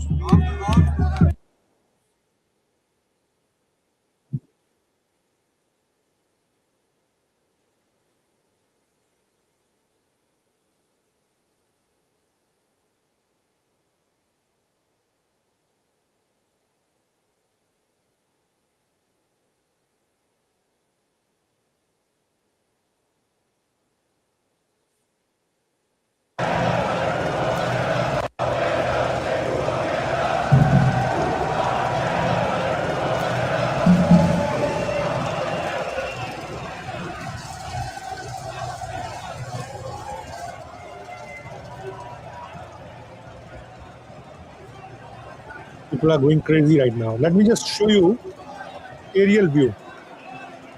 Let me show you aerial view.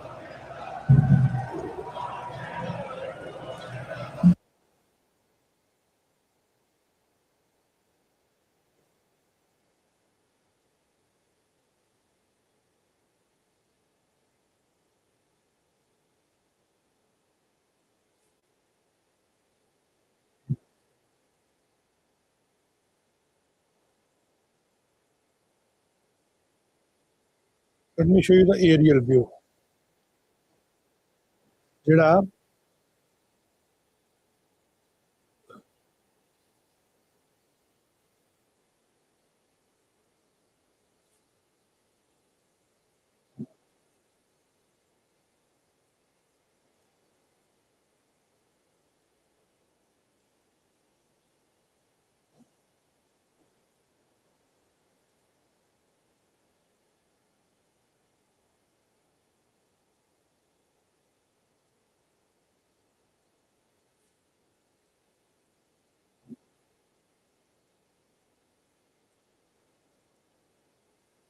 ਲੋਕ ਇਕੱਠੇ ਹੋਣੇ ਸ਼ੁਰੂ ਹੋਏ ਆ।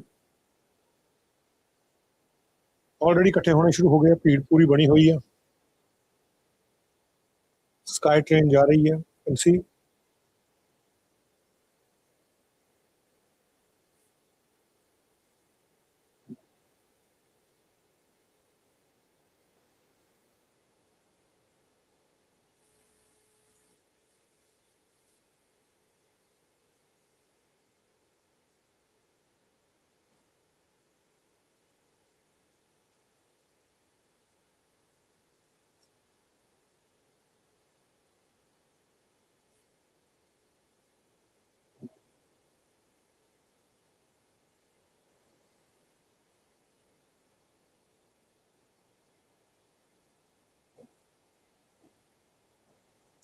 Let me show you some more pictures. The aerial view दिए।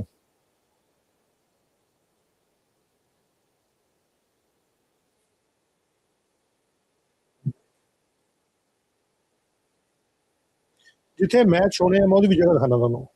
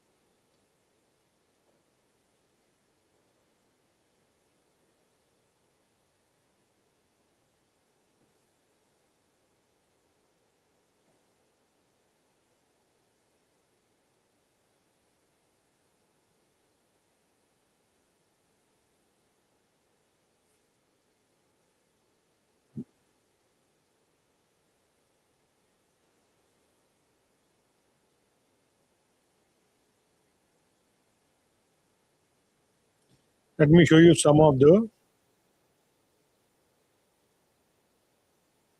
the more footage. One sec.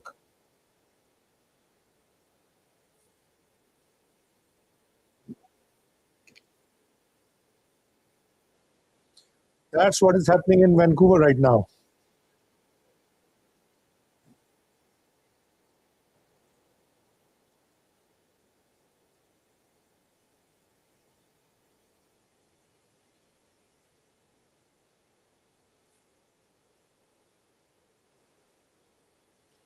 Let me show you the aerial view. One sec. Let me just show you the aerial view.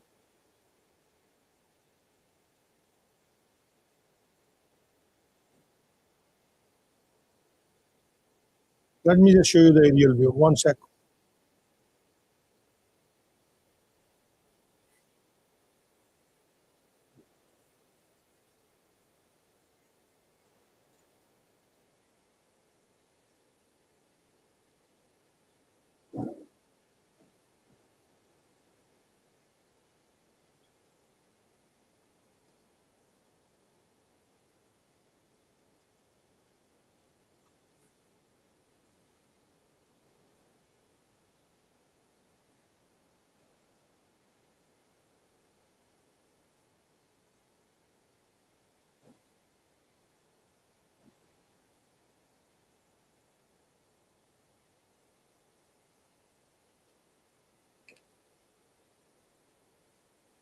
Let me check some more footage.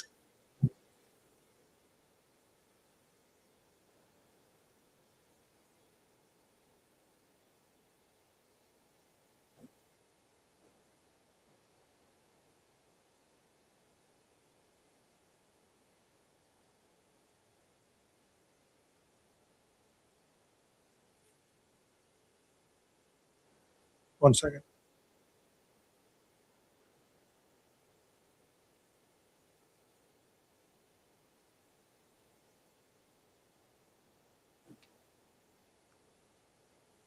That's the march, Vancouver March, the Canada March.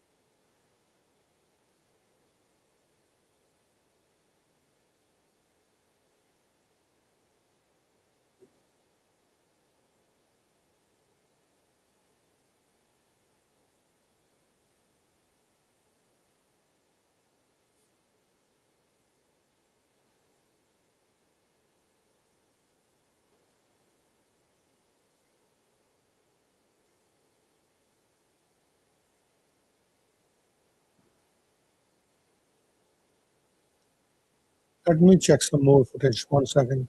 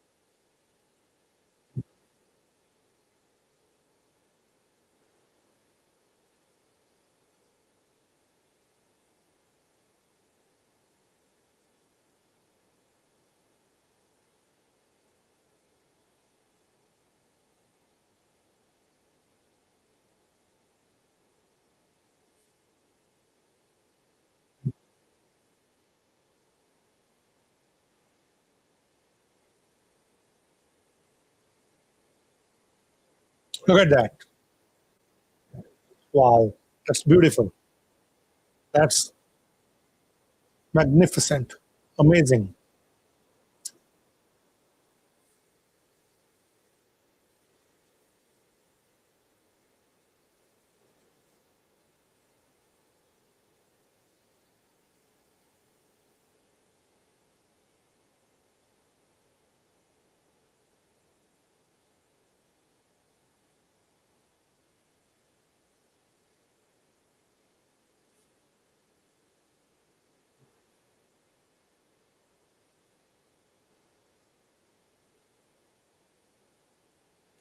Now this march is moving towards the city.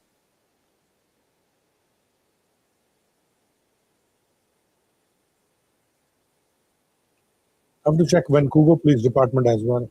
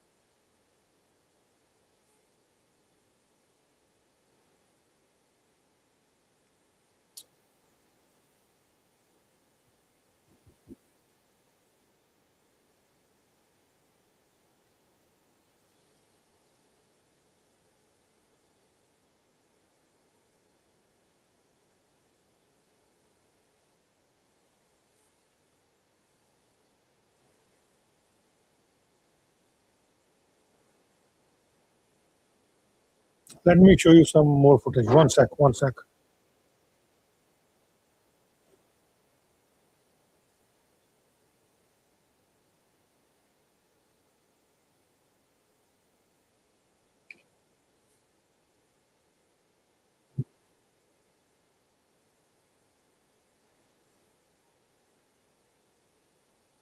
Vancouver Police ने ये information share की थी, this information, which has been shared by the. Let me just. Vancouver Police shared this information. Driver will no longer be able to cross Granville Street at Smythe and Nelson. At these intersections have been closed to all vehicle traffic due to crowd sizes and Granville Street pedestrian zone. Driver will be diverted to High and Seymour. Expect delays in the area and choose alternative routes. If you're coming downtown, please consider taking transit. Transit ले जाए.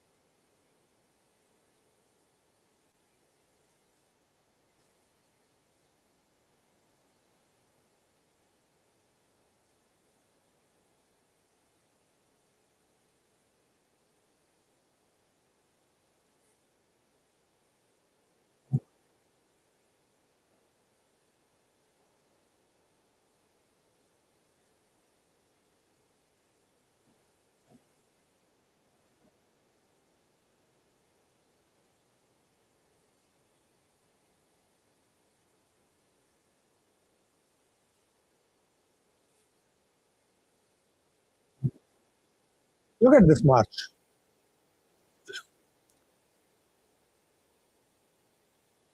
It's not, there's no head count. It's like in kilometers. It's like in kilometers. It's like in kilometers.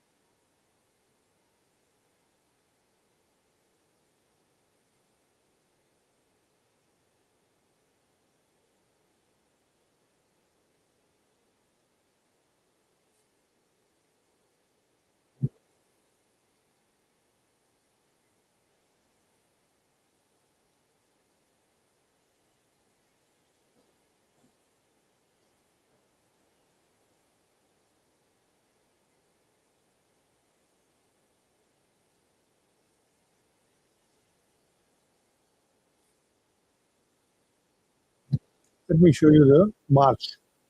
Look at that from the bottom left screen.